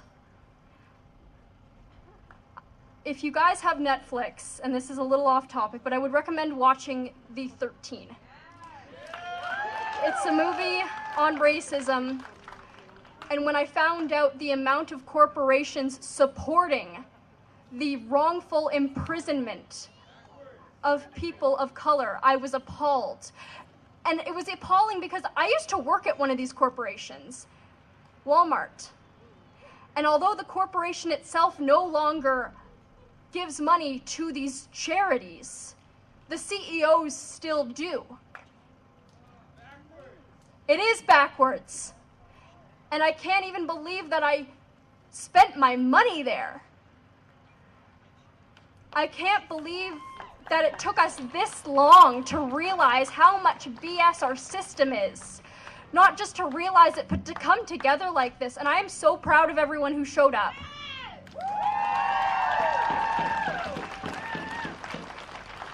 I was given white privilege because I look white. And I'm pissed off that I have it.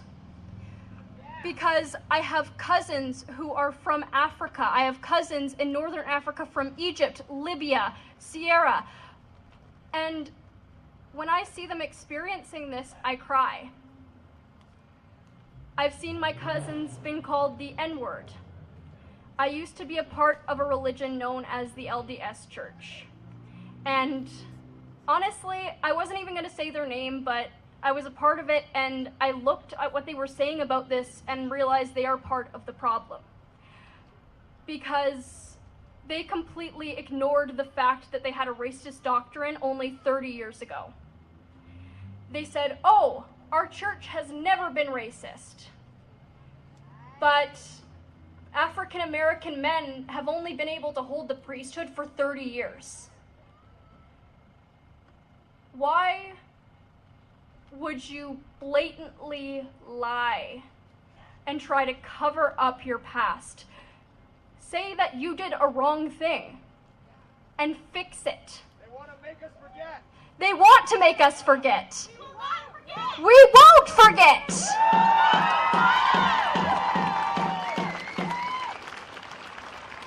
We will never forget because we can't afford to. How many more lives do we have to spend to get police brutality, to get racism to end? I'm ashamed that there's racism in Kelowna. I'm ashamed that there's racism in West Kelowna, where I live. I'm ashamed that people think so backwards. This month, I would have been celebrating Pride. But instead, I'm going to be celebrating something bigger, and I want to celebrate all of us coming together to face what is right and what is wrong. My family of color, my family of the LGBT community, my family of immigrants, I love all of you. All of you deserve the respect, kindness, and love from the country that you live in. Thank you.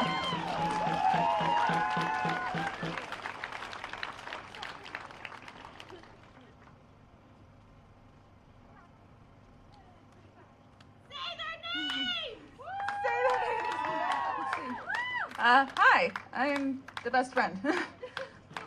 And I'm really scared to be up here, so I'm sorry if I stumble. But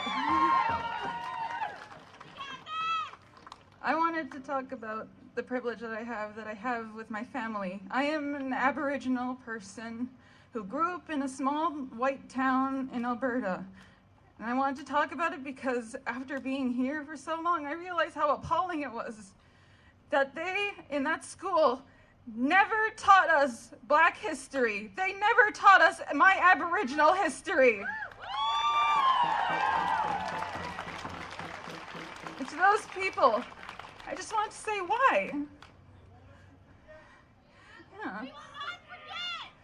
Exactly, we will never forget. I would have found out about my history, no matter how it happened. But being in that town and experiencing racism the way I did, because of my skin color, because I was pretty much one of two families in that entire town who were colored, they tried to shut me out and my brother out. They tried to hurt us every single day. And they tried to hurt him just because he was autistic. And where is that woman? Every single day, I wish that I was white because I hated the way I was being treated.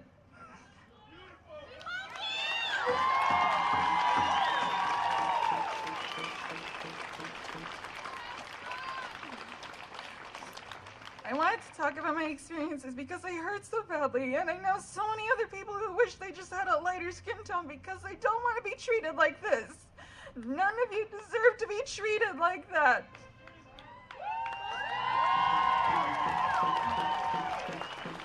And what happens when people don't report these things? We never find out about them. If I never left that town, I never would have known about these people. I never would have known about these people. We need to say their names loud and proud because this is not just a trend. This is forever, and we will never forget their names.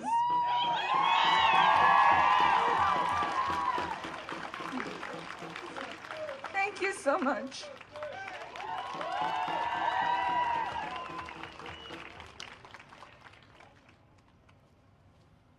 Hello everyone. My name's Dean and I was born in England, but my heritage is from Ethiopia and Sri Lanka, but I'm mixed. And I wrote a post the other day when I saw what happened to George Floyd and about my experience growing up as a minority in the UK, and I wanted to share it with you today. I'm writing this now as I lay in bed, unable to sleep, trying to get the image of George Floyd pleading for his life and laying lifeless on the concrete with four cops still on his back out of my mind. I'm not sure whether it was the callous normality by which the cop drove his knee into his neck, or George's desperate plea for his life, please, I can't breathe, or the reaction both on social media and on the streets in the form of protest and riots in the language of the unheard. But it had such a profound effect on me. Being black growing up in an almost exclusively white area, I've dealt with racism all my life, and it has been a part of my very earliest memories, whether it being 5 years old and a friend saying you're not allowed to come around and play because his dad doesn't let darkies in his house.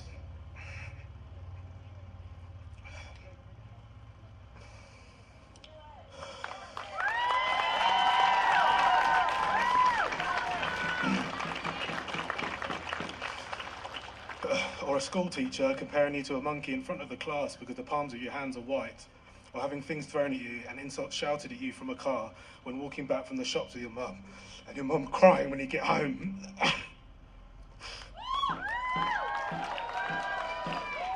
And all you want to do is protect her and kill those people, but you're 8 years old and you don't know how. And when your best friend's dad has a road rage incident and shouts out his stupid fucking N-word, and then reaches into the back seat and grabs your knee and says, sorry Dino, I didn't mean it. And when you're friends with a white girl and have been to their house as friends before, and when their parents find out you're dating, you're not allowed around their house anymore. When you hear about the murder of Stephen Lawrence and you're terrified because you know people like the people who murdered him and you see them every day. Or when you're on a date and you get beaten up by 4 members of Combat 18 for having a white girlfriend, or when your white friends make racist jokes and say, come on Dean, it's only a joke. Or when your white friends are overtly racist to other minorities and you know when you're not around, they're racist to your race too. Or when anyone says, I'm not racist, I've got insert any black person they know or have in their family. Or when you've told you're a bounty because you're well-spoken and educated. Or when you're the only person, or when the only people of colour you see in films are gangsters or criminals, and you don't know why you're crying tears of joy when you watch Black Panther and how unexplainably good it felt to have a film like that. Or when you cried tears of pain for 10 minutes straight in the cinema after watching Black Klansman for the way Spike Lee so powerfully told a story about race from the past that has just as much relevance in the present, with a level of pain and understanding that ripped open lifelong emotional scars. I could give you hundreds more examples of racism I've personally experienced. Almost any person of colour growing up in the UK or America or Canada will have similar stories, some worse, some less. But beyond the overtly racist, it is a systemic institutional racism that permeates almost every aspect of our society that needs to change. Western society is built on white supremacy, misogyny and homophobia, and considering women's suffrage, the civil rights movement and the equal rights of the LGBT community only came in the last century, it can be reasoned that the lasting effects of that mentality can be seen, felt and heard today. I've never let it hold me back, and my mother always told me that and my brothers from a young age that we were going to have to be twice as good as our white counterparts to get ahead. Be so good, they can't ignore you, she would say.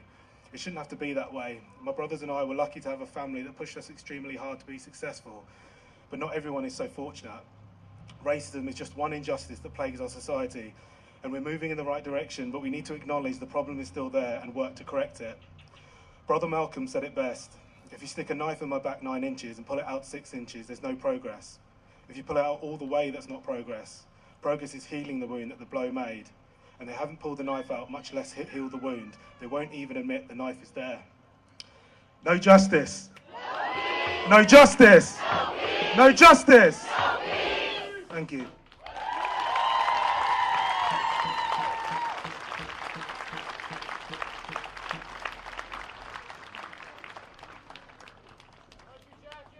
Thanks. Hi, my name's Taryn, and there's a lot more people here than I thought.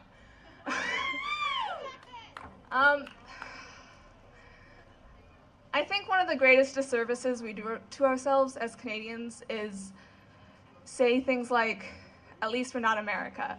At least we're not as bad as they are. Things could always be worse. But why do we always have to wait until they're worse? Why can't it just be that they're bad enough, that something has happened and it needs to stop?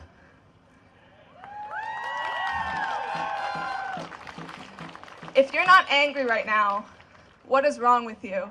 If you're not doing the bare minimum, signing petitions, watching YouTube videos where the revenue is going to donations, what are you doing?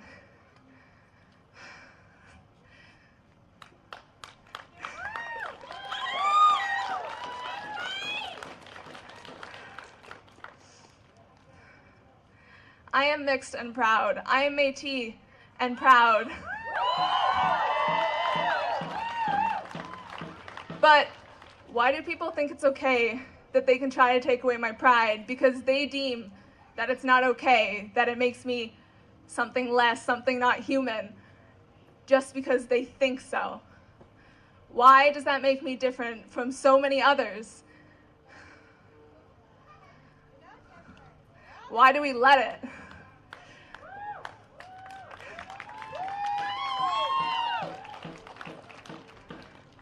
I'm so proud of everyone who's here today and all that everyone who isn't here today are doing to help make change, to help make not only Kelowna but Canada a better place. And I know we're a long way from getting to where it needs to be, but thank you all for trying.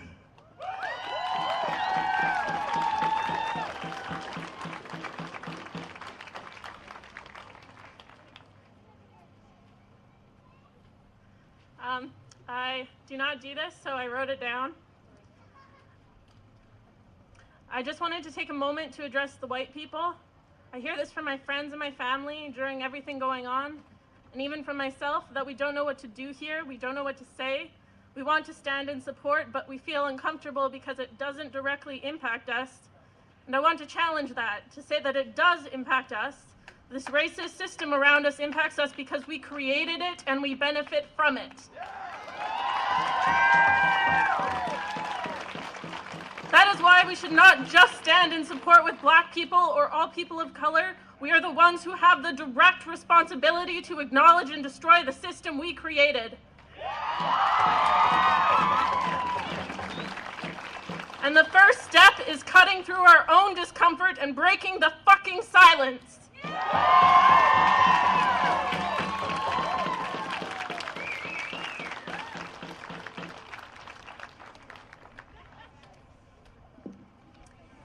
Hello, my name is Heather, and I am a senior. I just had my 70th birthday. And I stand here looking out among you all, and I see the youthfulness of so many gathered here, and it is absolutely amazing.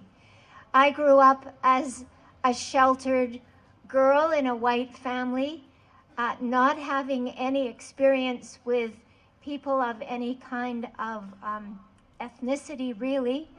And it wasn't until later in life at university, and then here in Kelowna, where I've had a chance to be accepted by Mexican migrant workers who come to our valley, be accepted by our Syrian refugee families that are now here and living amongst us, and that has opened up my eyes so very much. There is a word, and I've heard it used a lot today, not this particular one that I want to share with you, but the word I want to share with you is called one-ing, O-N-E-I-N-G.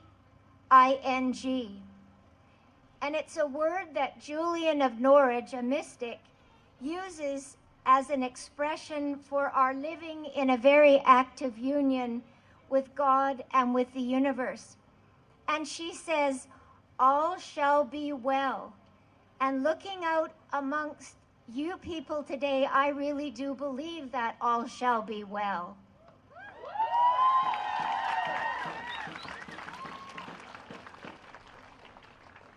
All shall be well is based on her belief in a force of love, and that's evident here today, that moves through the universe, and it's one that will hold us fast and will never let us go, and that is the love. Yes, we have to strengthen our commitment to racism. We have to stand up with our siblings. And I do believe that our Creator delighted in variety and created a world of astonishing diversity, but all that diversity, all those lives deserve dignity and safety and possibility.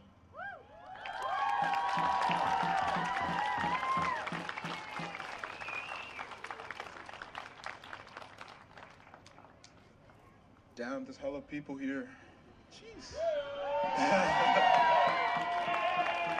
Thank you. Appreciate that. Where do I start? I was gonna read off my phone, but I think I'm gonna talk from the heart instead.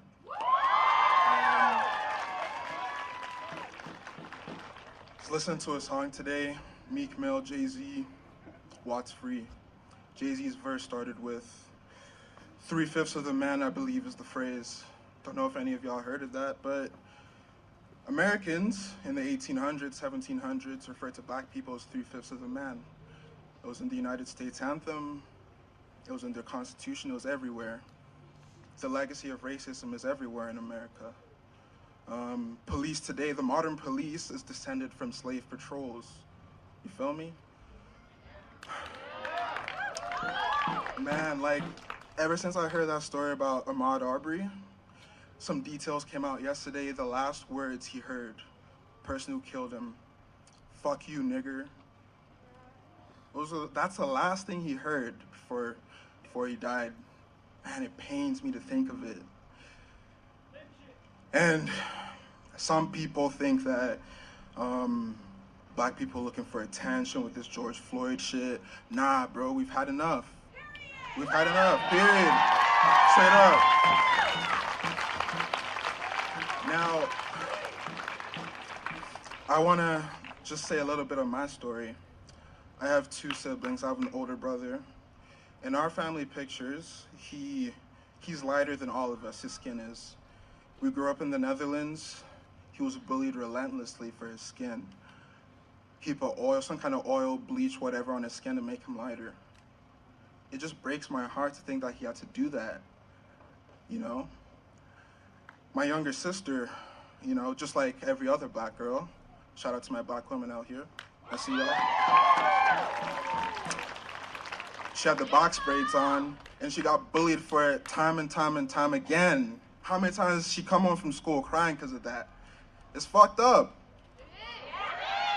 Right? It's fucked up. Now, me personally, I'm from Calgary. Shout out to all my Calgarians out here. I went to St. Francis High School 3 years, every single day. People referred to me as gorilla, monkey, this, that. My nickname was Caesar, dude from Rise of the Planet of the Apes. I had to hear that shit for 3 years.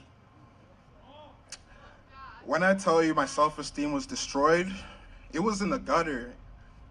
You know, and this is another thing. Black boys are not allowed to talk about their emotions, and it's fucked up, bro. We should be able to talk freely without being judged, without being called weak.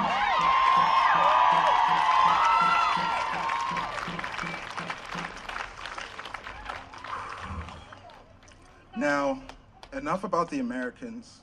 Let's talk about Canada.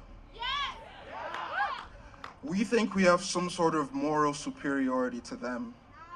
It's not true. Everybody has told their stories. I'm gonna just say a little bit more.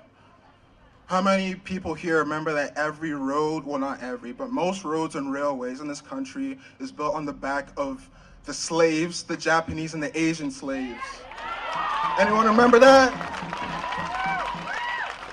Hey, because they just glossed over it real quick in social studies. They didn't talk about that at all. How many Canadians know that black people were slaves in the 1700s and 1800s? We remember that? Canada went to war with the United States in the Middle East and committed war crimes against Arab people, just for the crime of being associated with being Muslim. These people were brutally murdered, airstrikes, they were executed, children. And we think we have the right to talk to Americans now. We don't have the right to say anything to anybody. When I started wearing this durag, man, people started talking to me, oh, you want to be a gangster? Nah, I don't want to be a gangster, bro. I'm a suburban kid from Calgary. All I want is waves, bro. I'm not trying to shoot up the block or nothing like that. I'm tired of walking on a road and people crossing the road, crossing to the other side of the street to avoid me. Fuck that. That shit's whack, bro. And sorry to all the kids who are hearing me cursing. Sorry. My bad. I'm tired of going on public transit and the only seat left is next to me and people would rather stand instead. How many of my people of color have experienced that? Because I'm telling you, I've experienced that a lot of times. I go to UBCO. I'm in microbiology. I want to change the world through research, but it's so hard getting into academia because you gotta try twice as hard as a non-black person.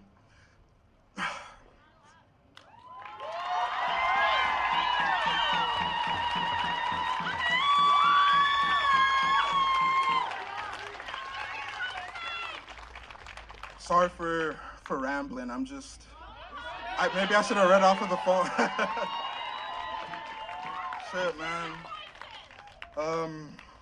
Yeah, we can do so much better, and it's so good to see everybody posting on social media. People are marching, and it's dope as hell. But if it's performative, keep it. If it's limited to black people, keep it. Let me tell y'all something. How many of us have forgotten that earlier this year, or maybe it was last year, I can't remember, we sent the feds into native reserves to evict them from their land to build pipelines. We remember that? I'm from Alberta. Our premier, Jason Kenney, he was elected after it came out. After it came out, he prevented a gay man from seeing his partner on his deathbed, and people still elected him. People in BC and Alberta, I've seen it everywhere, drive around with their Confederate flags. Why? Why? What's the point? We're not the South. We're not Texans. We're not cowboys. I mean, it's not wrong to be a cowboy. But they say it's pride. What exactly are you proud of? You feel me?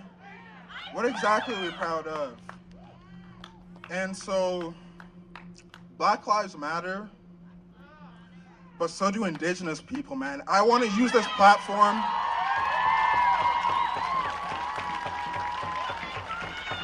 I want to use this platform to speak for not only black people, but for Indigenous people. The suffering has got to end. It's way too much, man. Their reserves, a lot of them lack clean water, they lack electricity, basic utilities. And what do us Canadians say? Oh man, we give them enough money. Oh no, what else are we supposed to give them? What the fuck is wrong with y'all, bro? What's up? These people are suffering. It's not enough to throw money at the problem. It's not enough. No matter how much money you can give somebody, that doesn't mean they're gonna be happy. Shit. I thought we already knew that. But yet, in Canada, it's not a problem. Our Prime Minister, blackface. How many of y'all forgot about that? How many people voted for Trudeau even after it came out that he wore blackface on a couple separate occasions? Yeah, F that, yeah. Let's keep it PG. Nah, I'm just playing. But, you know, before we should talk to Americans or whoever else, we need to do some soul searching. Because this country, it's better than a lot of places in this world. I'm Nigerian born. It's way better than Nigeria. Shout out to all my Nigerians and my Igbos. I see y'all. It's better than Nigeria. I live in the Netherlands. It's better than the Netherlands, but that doesn't mean we can't improve. It doesn't mean we can't make this place where everybody feels loved.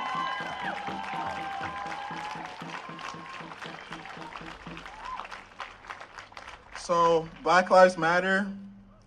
COVID is happening. Hey, if I see anyone getting on my Asian friends, I'm gonna slap y'all myself. Don't be talking to no Asians.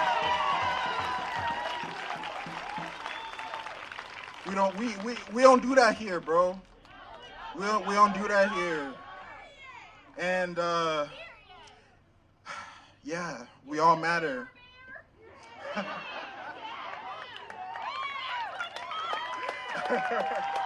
Vote for my boy Harambe. I love y'all. Peace.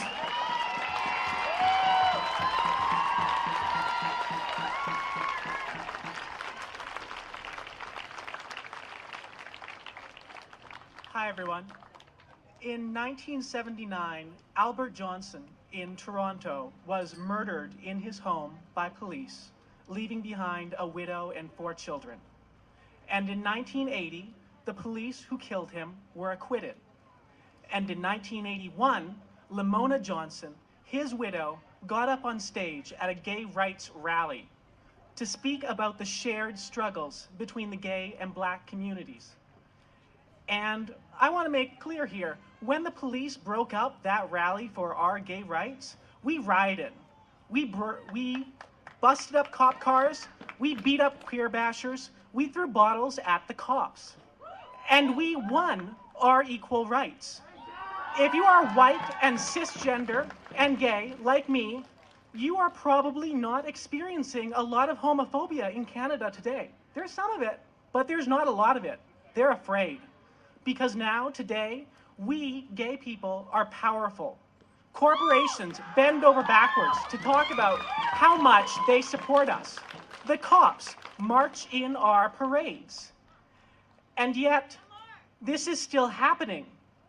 Cops are not our friends. This year, oppression is still happening to queer Black activists. In 2019, the Edmonton Pride Organizing Committee called the cops on young queer activists for attending their meeting because they felt uncomfortable. So even though it's Gay Pride, I don't feel proud today because of the racism and racial privilege that my community benefits from. So, no, before you cheer, again, Lamona Johnson took time out of her personal struggle for justice, and let's be clear, she never got an apology. She won her civil suit, but they never apologized to her like they apologized to us. She took time out of her struggle when we were even less approved of than her community was. And we forgot her. I had to look up a lot of information on a lot of old newspapers to find out about her. And she should not be forgotten for standing up for us. So when I walk off this stage now, don't cheer for me, don't cheer for Gay Pride, cheer for Lamona Johnson in 1981. Thank you.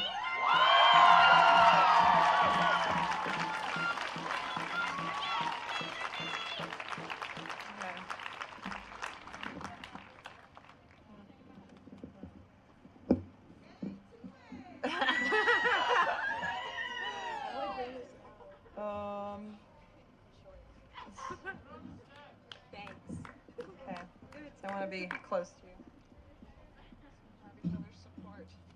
Sorry, everyone, I'm short. Okay. So, we are the co-hosts of this event. First of all, thank everyone for coming. You guys are great. Thank you, thank you. We would like to come up here to address some things I'm sure a lot of you have heard this morning, and we are here to address them for you guys. We want to be as transparent with the community, all communities, as possible. No funny business or anything. No funny business. So the first thing is that Black people were not prioritized in this movement. It started out by white activists who included Black people as a side note. I would really like to disagree with that because, yeah, exactly. We need white allies. We needed all the white allies to come together and just go for this. It's not just Black people. We need everyone, every single one. The other thing is that the other groups of people were saying that my voice wasn't valid just because I am one Black woman. My voice is very valid. Very, very valid. All right. The other one is a bit heated. $1,000 donation from the RCMP. This is completely false. We got a $1,000 donation to get these mics and such from a Indigenous trans woman, not from the RCMP. So I don't know where they heard that one from. And then the last thing is we are selling cupcakes with the people that have lost their lives to police brutality. This is right. We did do this. The initial idea, we understand how people could perceive that, and all opinions are valid, all feelings are valid. Our initial thought was to commemorate those who have lost their lives, as if we would have the pictures laying here, just on cupcakes. And we do understand now how that is distasteful, and we profusely apologize for anyone we have hurt, especially the ones who have lost their lives. Our intentions were not to be negative, they were only to commemorate them. We do apologize. So there will be no cupcakes. The other last thing that we are going to address is that Black voices were repeatedly shut down. I was in that said group chat, and my voice was not being heard because two people were very, very, very pushy for their opinions. Their opinions were valid. My opinions were also valid, but no one was listening to me. And it goes against of what this protest is about. It's about having a voice. It's about sharing a voice. Unity. Unity. So, hell yeah, that's what we're saying, for sure. That's what we're saying. Right. That's right. We're community, Black community. We're a community. Yep. And yeah, once again, thank you all for coming out. This means a lot to us. Paige and I were actually driving at 12 o'clock to get here, and we saw all you amazing people standing here, and we broke down. We broke down in tears, and we just sat and we cried because we did not expect this turnout today with everything going on. So honestly, thank you. Thank you for trusting very, us. very much. Only good intentions. Thank you all.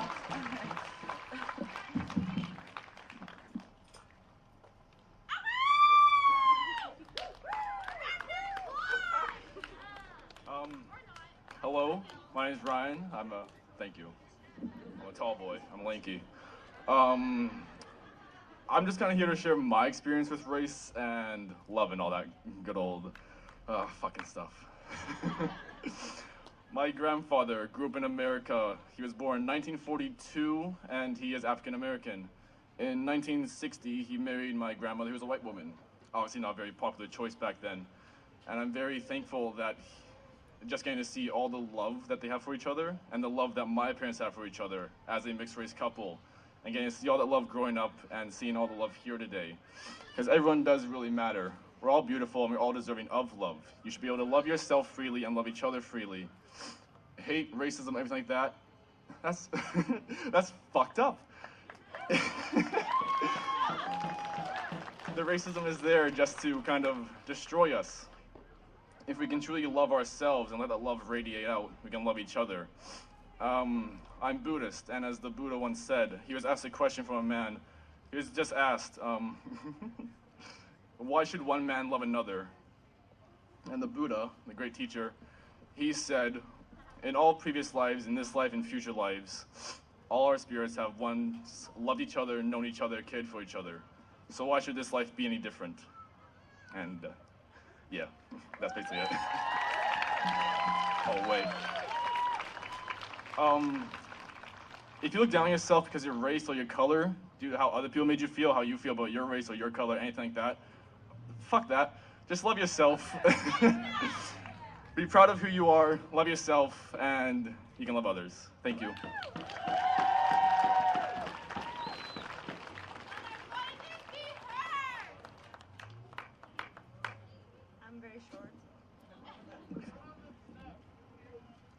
Hello, everyone. Actually, I wasn't planning to come over, but I said to my friend Alan that I have some feeling and I would like to share it with you. And I just feel so blessed And this is kind of wish for me, to be honest, since I was very young, to see all of this peaceful protest. My name is Rahaf Zwain. I'm from Syria. And I've been in Canada from 4 years. And I feel so blessed right now to see all of these beautiful people sharing their stories and their experience. And of course, I suffer from racism in my country, in every country that I escaped to reach here. And I'm very thankful that I'm standing here in this Aboriginal land of immigrant, Canada. And I'm like, we are all from everywhere, and we are all human, and we are all the same. And that's how I grow up, because I grew up from mixed family, and I've been taught since I was very little that all human matter, wherever they are from, whatever their religion is. Don't even, when someone asks you what your religion is, don't answer them. Tell them, I'm a human being, and I'm all the religion that you can count. And everyone will laugh at me sometimes in my school when I was a kid, because this is my answer. And they will say, you're so weird. No, I'm not weird. I'm a human being like anyone. And I just want to advocate since I was a kid, because my family, to just accept each other's, accept the way how we are. We are all the same. There's no differences between us. Even in whatever your race is, just look at yourself in the mirror. You want love, you want care, you want respect. We all want that. We don't need anything else. Of course, all the countries suffer from racism. But the thing is, in Canada, you have voice to speak. There is a lot of country. Back in my country, you can't sometimes speak. Of course you can't, because you will be like George Floyd. Yeah, and I've seen it, because people did speak up. I saw George Floyd for 4 years in my 20s. I was seeing it every single day, because people were speaking up. And there is a lot of people don't have this opportunity that we have right now. I feel so blessed. I'm grateful. This is a blessing for all of us to be here. We are beautiful. Everyone is beautiful. Wherever you're from, wherever your grandparents from, whatever job you do, whatever class you have, we are all the same, and no one will change this. And we are so thankful that we have young generation who's talking about this right now and speaking up. And we will keep continue this, all of us together, because we are all in this together, all of us. Yes, we have to speak. We have to always share our love, no violence, always peaceful.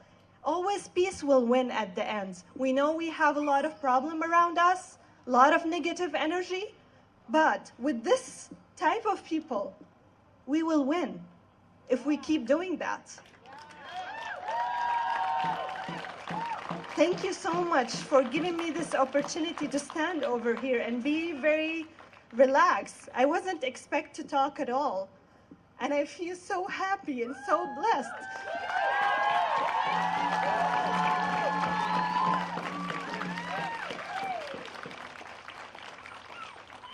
And we want this to stop. And we're gonna stop it around the world, in Canada and everywhere. We have to stop this. We have to accept each other's. Whatever your political opinion is, whatever your religion is, whatever your race is, you have to accept each other's. Stop doing this.